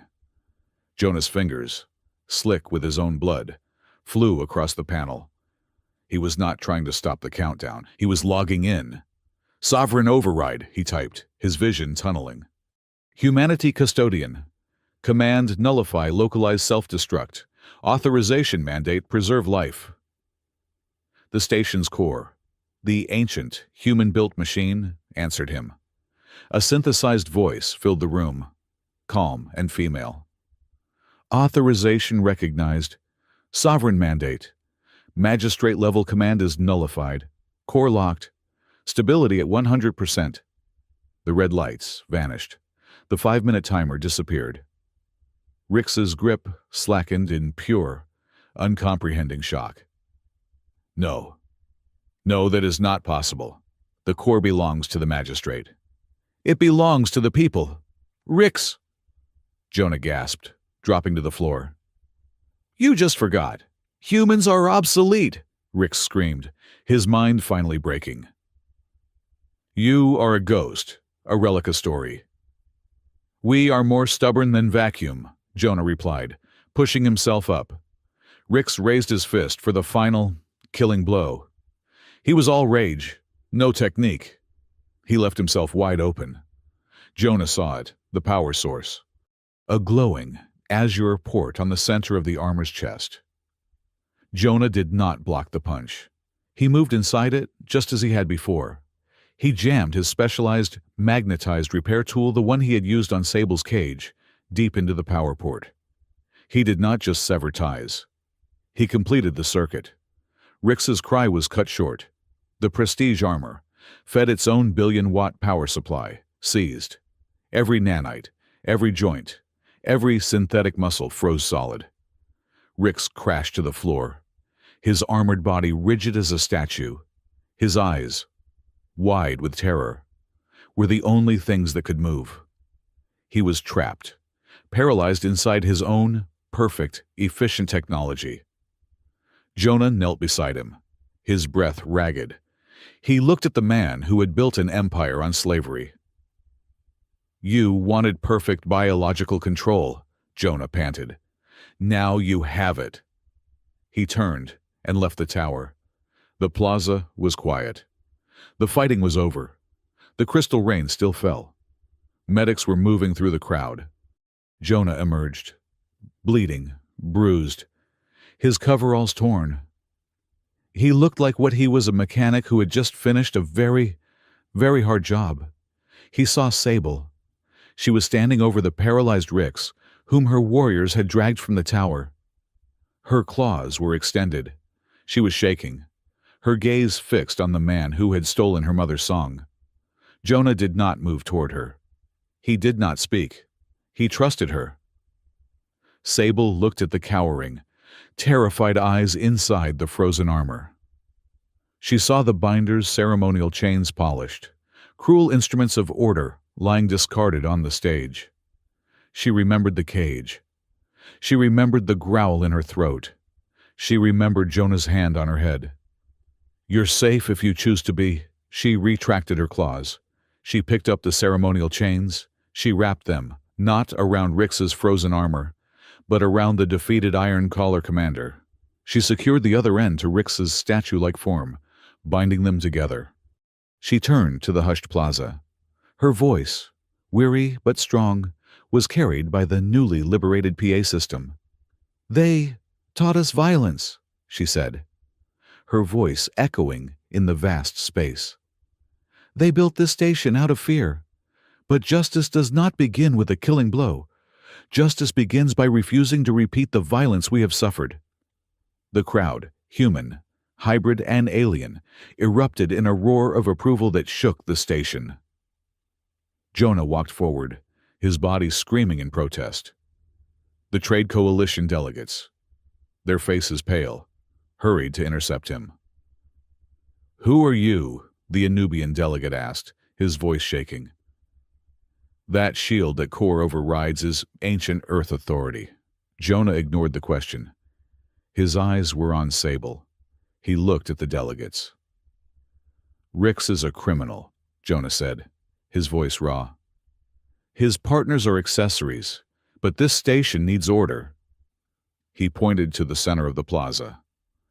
We will hold an open trial, here, for everyone to see. All evidence will be public. He looked directly at the Anubian delegate. And the Intersystem Trade Coalition will sign a new accord, today. One that recognizes the full personhood and sentient rights of all hybrid species. No cages, no collars, no exceptions. The delegate, having witnessed a ghost in the machine save his life, and seeing the united, powerful crowd before him, nodded quickly. It will be as you say. The Coalition abhors such violations. The system was broken. The revolution, in law and in fact, was complete. Health medics arrived, forcing Jonah to sit. Sable approached him, pushing past the officials, She looked at the blood running from the cut on his temple, at the exhaustion in his bones. He was no god in the machine. He was just Jonah. She reached out and, very gently, brushed the damp, greasy hair from his forehead. Her amber eyes were full of a question he was not yet ready to answer. Who was he? He just shook his head, a small, tired smile on his face. The public battle was over, but the personal one that was just beginning. Kelef Ark breathed. It was a strange, new sensation for the station. For years, its atmosphere had been held in the clenched fist of the Binder's authority and Rix's cold ambition. Now, the fist was open, the air, while still tasting of burnt circuits and cold metal, held a new, unfamiliar tang of possibility. The zero-gravity plaza, the scene of the revolution, was being cleaned. Debris was gone, scorch marks scrubbed from the bulkheads. In place of the Order Prosperity banners, new, hand-painted signs fluttered. The Accords are law. No cages, no collars. A provisional council had been formed. It was a chaotic, argumentative, and perfectly functional committee of humans, hybrids, and aliens. Their first act was to declare Kelef Ark a free port, a sanctuary for all sentient beings under the new Accords. Their second act was to put Rhea Calder in charge of the station's finances. Rhea had traded her hacker's console for the magistrate's office. She sat at Rix's obsidian desk, her feet propped up, surrounded by a mountain of data slates. She was conducting a full audit of the Binder's confiscated assets. "They were richer than I thought," she reported to Jonah via comm, her voice tired but satisfied. Rix was running slush funds inside slush funds. It will take months to untangle. But the good news is, the station is no longer bankrupt. We can afford it, you know. Fix the scrubbers. Rix himself was no longer in the tower. He was in the station's most secure holding cell. The prestige armor deactivated and removed, leaving him a gaunt, furious man in a simple prisoner's jumpsuit. He awaited a full inter-system trial, a spectacle the Trade Coalition was now insisting upon to prove its own clean hands. A few of his key associates, the ones who had run the sub-level holds, had vanished in the chaos. Rhea's audit found data trails that led nowhere, erased by a sophisticated, external program. It left a lingering, uneasy feeling. Rix had been a monster, but he had not been the only one. A hidden patron, somewhere out in the core, was still unaccounted for. Jonah Crest was, again, a mechanic. He was back in the Ren 12, welding the bulkhead he had sealed. The gash was mended, the metal fused, the internal systems restored.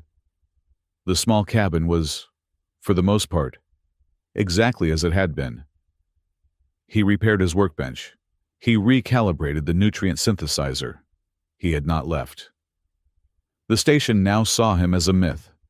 He was the ghost in the core, the custodian, the man who had commanded the ancient defenses. People gave him a wide berth. They whispered when he passed, a mixture of awe and fear. "Are you an admiral?" a young human pilot had asked him at the supply depot. No, just a mechanic. A high-born prince. Then, from the old Earth lines. Jonah had sighed, hefting a new power converter. "No, I just read the manuals." He deflected every question with that same dry, frustrating humor. He wanted the quiet. He wanted to return to being invisible. But he found, to his profound irritation, that he could not. Sable, on the other hand, was learning to be visible in a new way. She was no longer the feral Empress, a symbol of terror and rage. She was simply Sable. She walked the markets. Not as a prisoner, not as a general, but as a citizen. The Tico child, the one who had first touched her ear, now ran to her whenever he saw her. His mother, no longer terrified, would offer Sable a quiet nod.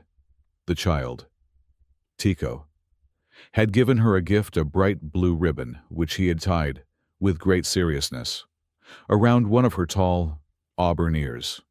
She had not taken it off. She still had her nine tails, her royal bearing, and her predator's grace. But the ribbon softened her. It was a symbol of her choice, a sign that she had accepted the community's tentative offer of peace. She spent her days with the other freed hybrids, organizing their new lives. She learned to speak slower, her voice less a command and more a negotiation. She was no queen thundering orders. She was a leader, listening. She had become, as she had declared in the plaza, a different kind of authority. But every night, she returned to the Wren 12. And that's where real negotiations began. The first night after the battle, Jonah had been cleaning his wounds.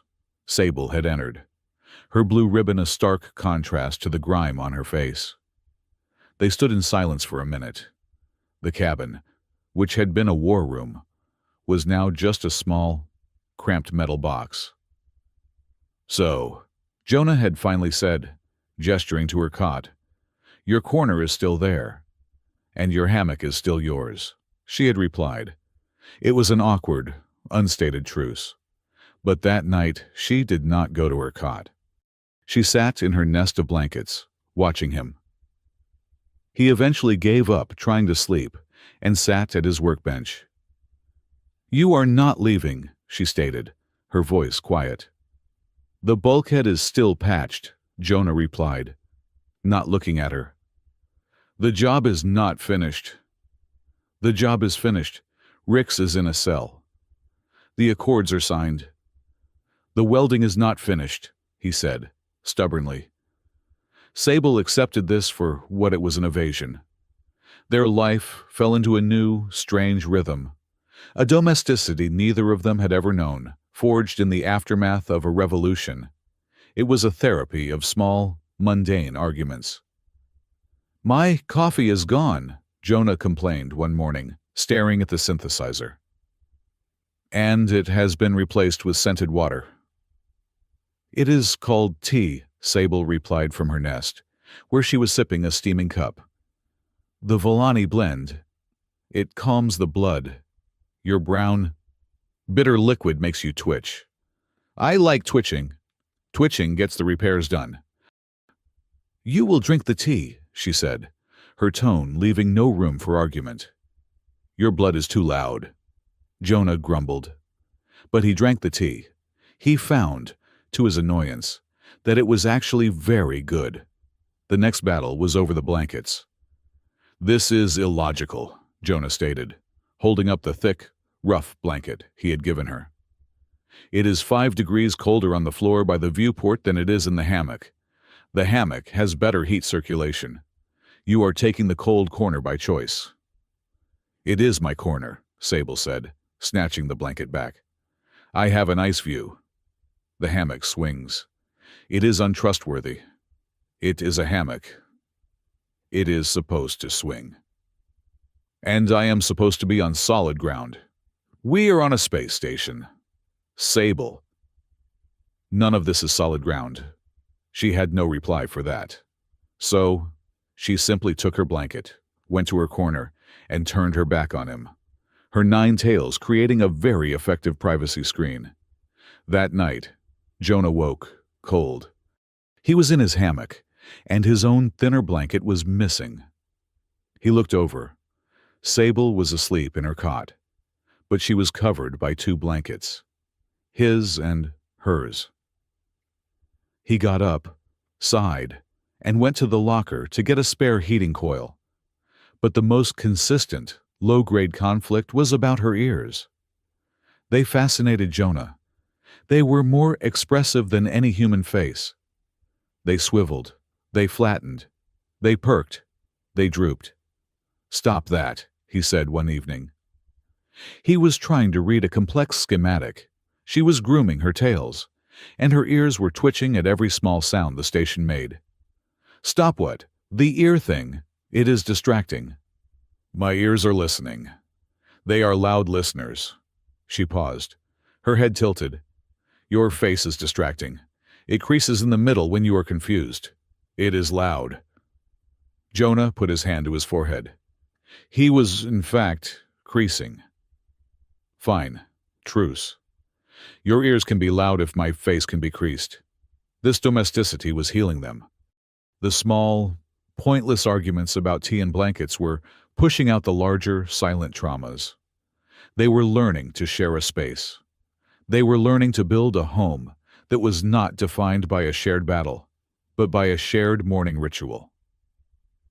Sable began to purr. It was not the confrontational, possessive purr she had used on Rhea, nor the counter-frequency weapon she had used in the plaza. It was a low, ambient, vibrating hum. It started when she was drinking her tea, or when she was watching the crystal rain that still fell in a slow, permanent shower out in the ice belt. The sound, Jonah found, was deeply calming. It vibrated on the deck plates, in the metal of his chair. It was the sound of a powerful engine idling. The sound of contentment. "Is there an on switch for that?" he asked one night. She stopped. "A switch." The purr. "Does it have one?" He reached out, his hand hovering over the blue ribbon on her ear. "Is it here?" "Do not touch my ears," Jonah crest. "I'm just a mechanic. I'm curious about the machinery." "I am not a machine," she said, but there was no heat in it. "I know, but the sound is nice. It is better than the hull groaning." She considered this.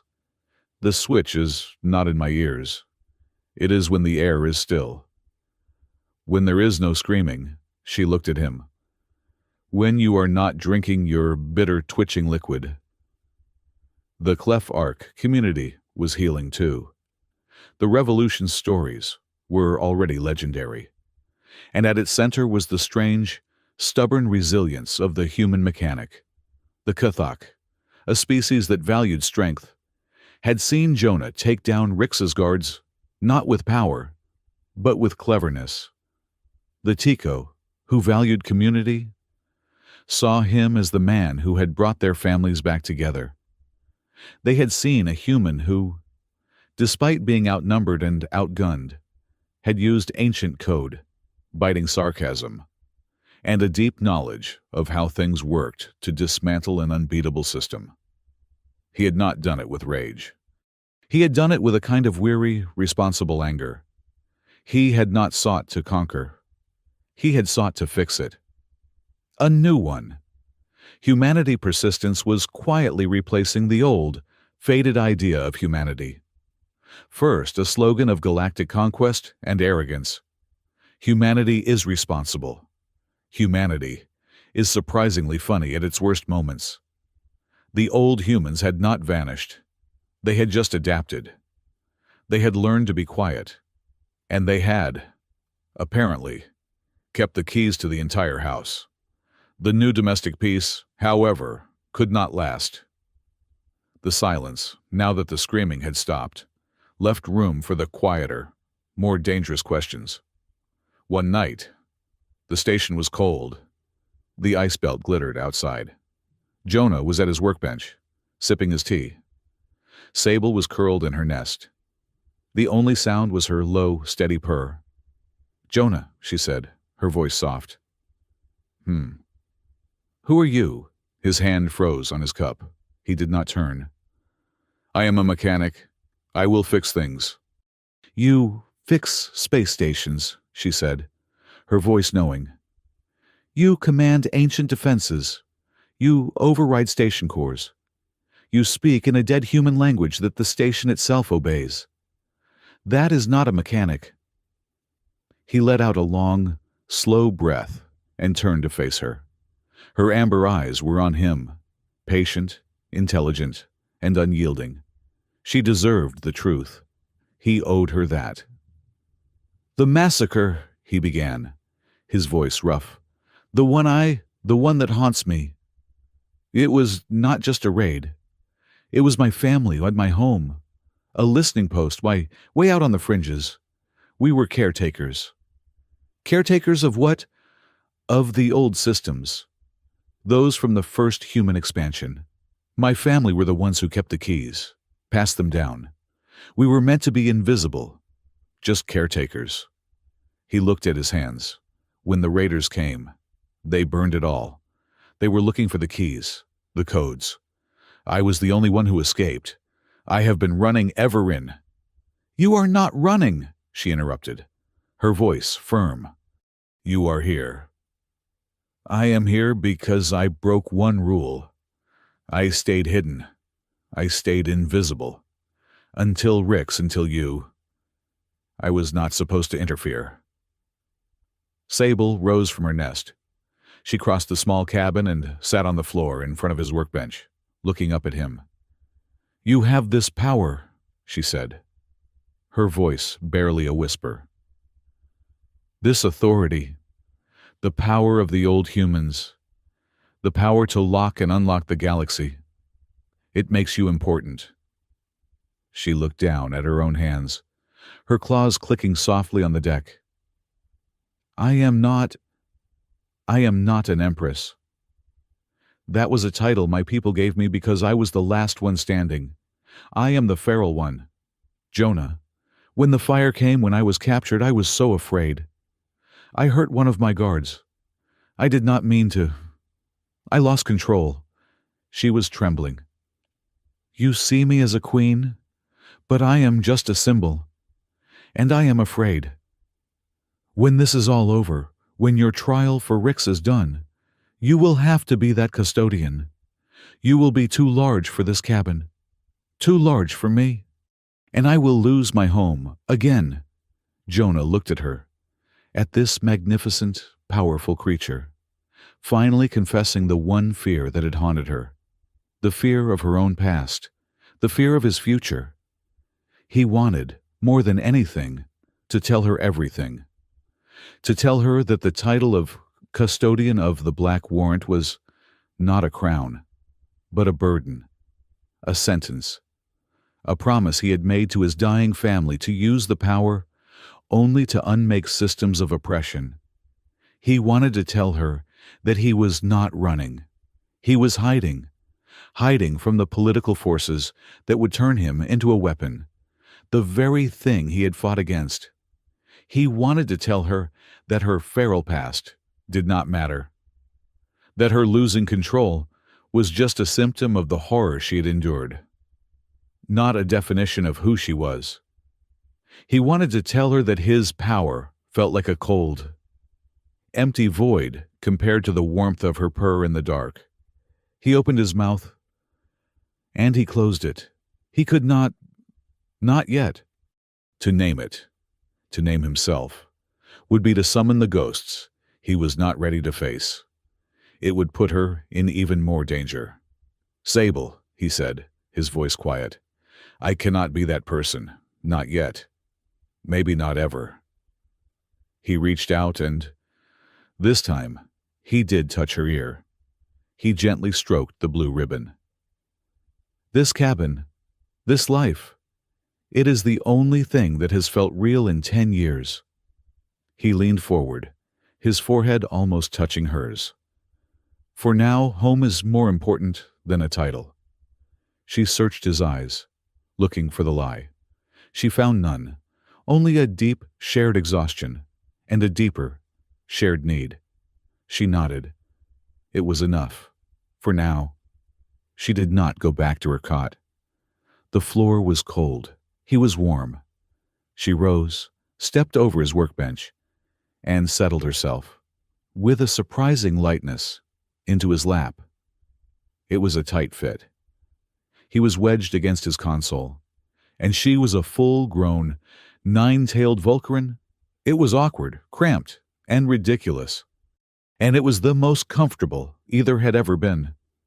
She curled up, her head resting on his shoulder, her 9 tails wrapping around the chair, and she began to purr. The deep, resonant vibration traveled straight into his chest, calming the twitch, silencing the memories. He sat there for a long time, his hand resting on her back, his eyes on the glitter of the ice belt. After an hour, he reached, very slowly, for the drawer by his bench. He pulled out the old, greasy shipping label, the one he had stuck to the deactivated leash on that first night. Temporary. He looked at the sleeping Empress in his arms. He picked up his marker. He crossed out the word. He stuck the label to the bulkhead, over the wooden sign, where the light of the nebula would hit it in the morning. He wrote one new word: voluntary. The day of the inter-system trial arrived with a cold, formal dread. This time the square had no celebration. It was a courtroom, somber and silent. The Trade Coalition delegates, the new Provisional Council, and representatives from a dozen systems had gathered. Rix, in his prisoner's jumpsuit, was escorted to the center, his face a mask of bitter, impotent rage. Everything was proceeding with grim formality. Rhea was presenting the financial evidence. Sable, sitting in the front row as the primary witness, was a picture of calm, her blue ribbon a small, bright spot of defiance. Jonah stood in the shadows of a service corridor, watching. He was not a witness. He was, as always, the mechanic, ensuring the station systems remained stable. Then Rhea's datapad chimed. A Priority 1 message, overriding all station protocols. It was not sent just to her. It was broadcast on every public screen, on every private comm, on the delegates' own secure channels. The screens, which had been showing Rix's bank ledgers, went black. A new symbol appeared, a stylized, three-headed serpent, the insignia of the Xylo Syndicate. Rix's invisible patrons. A voice, synthesized, cold, and impossibly arrogant, filled the plaza. This trial is unauthorized. Magistrate Rix is an asset of the Syndicate. The Binders Guild is a protected entity. You will release the magistrate, and all Binder assets immediately. The Anubian delegate rose, his voice shaking. You have no authority here. This is a sanctioned. We do not require authority. The voice interrupted. We have leverage. You believe your mechanic has mastered this station's ancient defenses. You are mistaken. He found 5 satellites. We have controlled the other 24 for a decade. A new schematic appeared on the screens. It showed Kelifark, and surrounding it, 24 orbital weapons platforms, all glowing with active power signatures. They were not aiming at the Helm cruiser. They were aiming inward, at the market, at the residential sectors, at the plaza itself. You have 10 minutes, the voice concluded. Release Rix, or we will sterilize the station, 1 sector at a time, de Guiche. The choice is yours. Panic, pure, cold, screaming panic. The crowd surged. The delegates shouted into their comms. All orders were gone. Sable's head snapped, her eyes scanning the shadows for Jonah. He was already gone. He was not running from the threat. He was moving toward its source. He ran through the service corridors, his feet echoing in the sudden, terrified silence. He was not heading to the Ren 12. He was not going to the tower. He was heading down, deep into the station's foundation, to a place marked on no map. A place the Binders, for all their cruelty, and Rix, for all his ambition, had never found.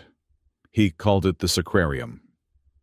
He arrived at a solid, circular blast door, 20 feet high, forged from a dull, gray metal that did not exist on any modern periodic table. There was no lock, no keypad, no port. There was only an inscription, carved in the flowing, impossible script of old, earth primordial. The door yields not to power, but to purpose. Speak the name, offer the blood. The warrant opens the way.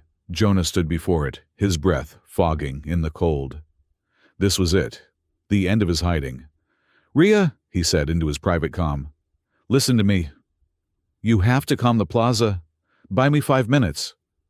5 minutes, Jonah. They are going to fire. What are you? Just do it.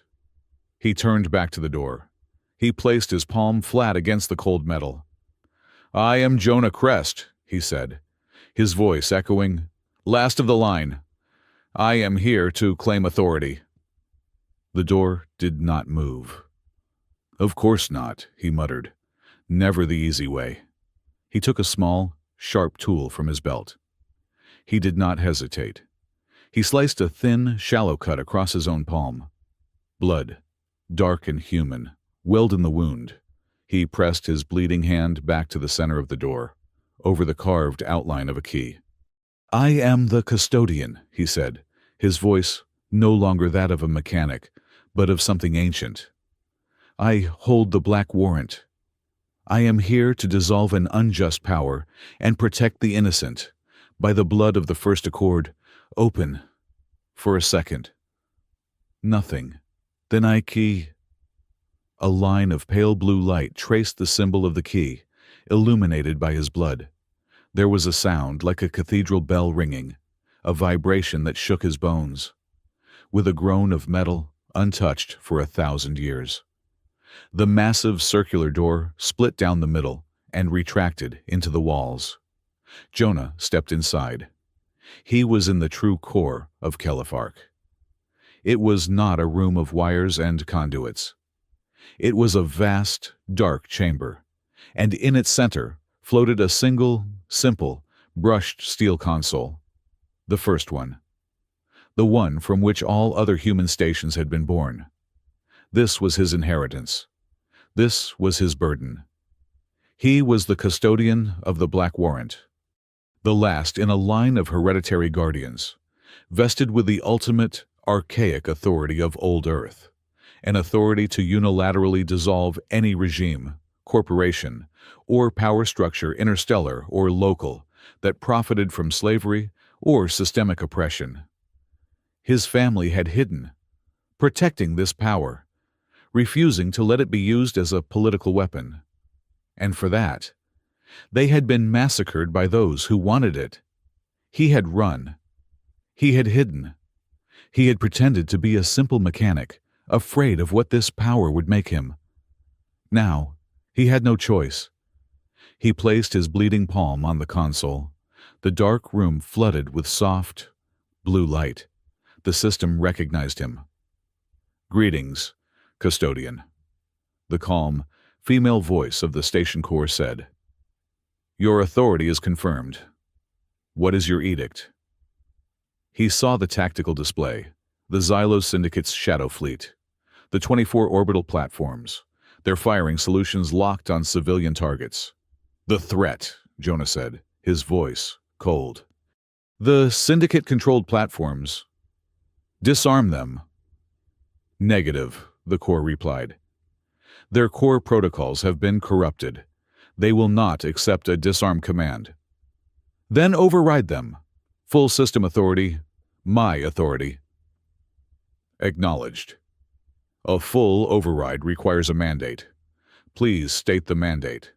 Jonah looked at the schematic of the station, at the thousands of life signs in the plaza.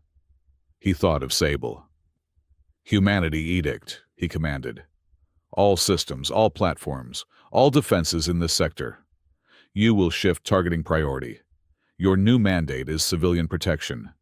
Preserve all designated non-combatant zones, station-wide and in the entire belt. Mandate confirmed, the core replied. The tactical map flashed. The red targeting lines vanished. In the plaza, the Xylos Syndicate's voice was counting down. 1 minute. Your time is... The voice cut out. On the main screens, the Syndicate's threatening symbol was replaced by the calm, blue insignia of the Kelefark Station Core. A message to the unregistered fleet, the Core's voice announced, broadcasting on all channels, including the Syndicate's private one.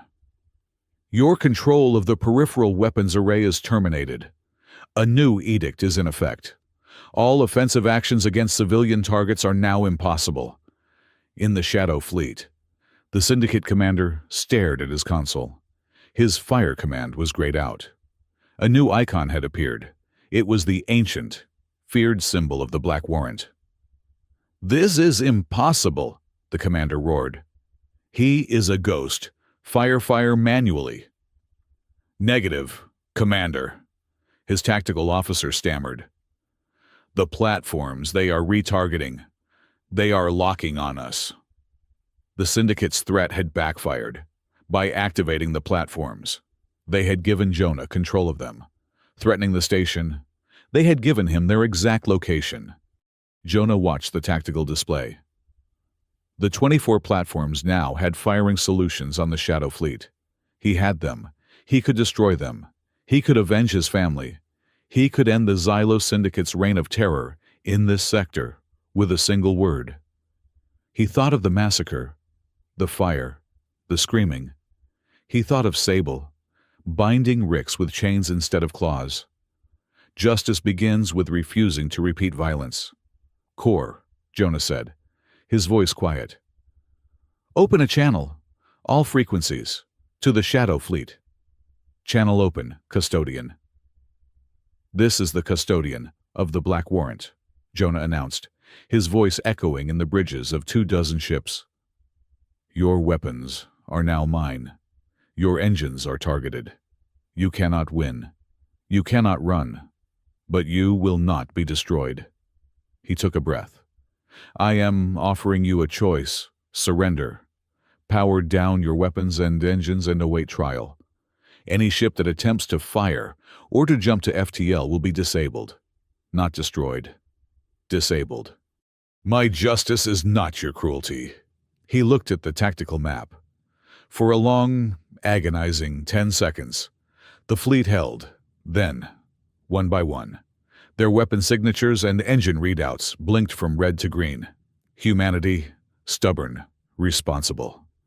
And, when it mattered, merciful. He turned and left the core.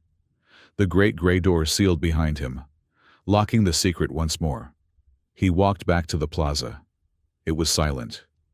The crowd, the delegates, and Rhea all stared at him as he emerged from the shadows, his hand wrapped in a bloody rag, his face pale with exhaustion.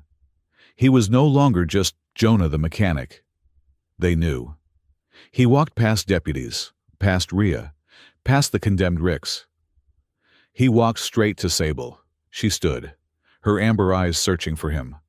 She saw the truth before he said it, the weight on his shoulders, the ancient authority, the terrible burden of his name. "Jonah," she whispered. "I am what you were afraid of," he said, his voice cracking. He was shaking. He had just held the power of life and death for 1,000 souls in his hand, and it had terrified him. But this moment, with her, was true terror. "I am the Custodian, the last of them." He looked at their hands, his wrapped in blood, hers with her claws slightly extended. "I have to be responsible. I do not know how to do that and still be home." He was afraid she would see him as a tool, a political entity, a power. He was afraid he had just lost the one, small, ridiculous, perfect thing he had found in this metal box. Sable looked at his face, at the profound fear in his eyes. She saw the man who had drunk the tea he hated, the man who had argued with her about blankets, the man who had made her laugh with a joke about a toaster. She reached up, her hand steady, and gently touched his face, her thumb brushing the cut on his temple. "Name or no name," she whispered, her voice a low, possessive purr. "You are home." He closed his eyes, his forehead resting against hers. For the first time since the massacre, he was not a guardian, not a mechanic, not a ghost. He was just Jonah. The trial was a formality. Rix, his patron fleet having surrendered, was convicted on all counts and sentenced to life in a rehabilitation penitentiary. The Xylo Syndicate was shattered. The celebration that night was real. In the plaza, under the light of the crystal rain, the new Caliph Ark was born. The Trade Coalition formally ratified the Sable Accords, guaranteeing hybrid human rights across 5 sectors. The Provisional Council offered Sable a title, Empress of Kelifark. She smiled. Her blue ribbon twitching, she held up her hand, and the Tico child, Tico, ran to her, giggling. She lifted him onto her hip. "I am no empress," she announced, her voice warm. "That is a title for rulers. I will be this station's keeper of hearths. I will tend the fires of the homes we have built together. I have no need of a crown."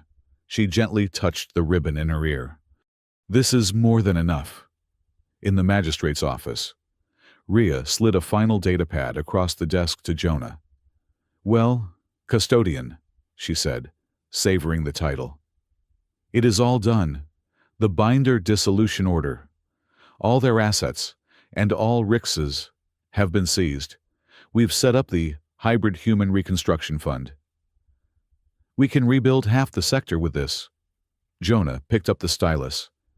He looked at the formal, ancient language of the order. He signed his name. The black warrant was fulfilled.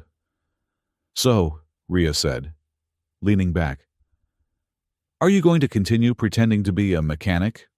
Or are you going to, go be a one-man government?" Jonah slid the datapad back. A small, tired smile on his face. "Depends. On what? On whether this station's coffee improves. I am not sure my new housemate will tolerate my bitter, twitching liquid much longer." He turned to leave. "Jonah," Rhea called after him, her voice suddenly serious. "You did good. Your family would be proud." He paused at the door. "Thanks. Rhea, keep the lights on." He returned to the Ren 12. The lights were dim. The cabin was warm. The view of the ice belt was as stunning as ever. Sable was not in her cot. She was in the pilot's chair, a chair that had not been used in years, staring out at the slow, silent fall of the crystal rain. He sat in the co-pilot's chair. She did not speak, but she uncurled, flowing from her seat into his lap, settling in with a familiar, comfortable weight. He leaned his head back, his arms wrapping around her. She began to purr. The deep, steady, healing vibration filled the small cockpit. A promise of peace. He looked at the wall, at the old, crude, wooden sign he had carved.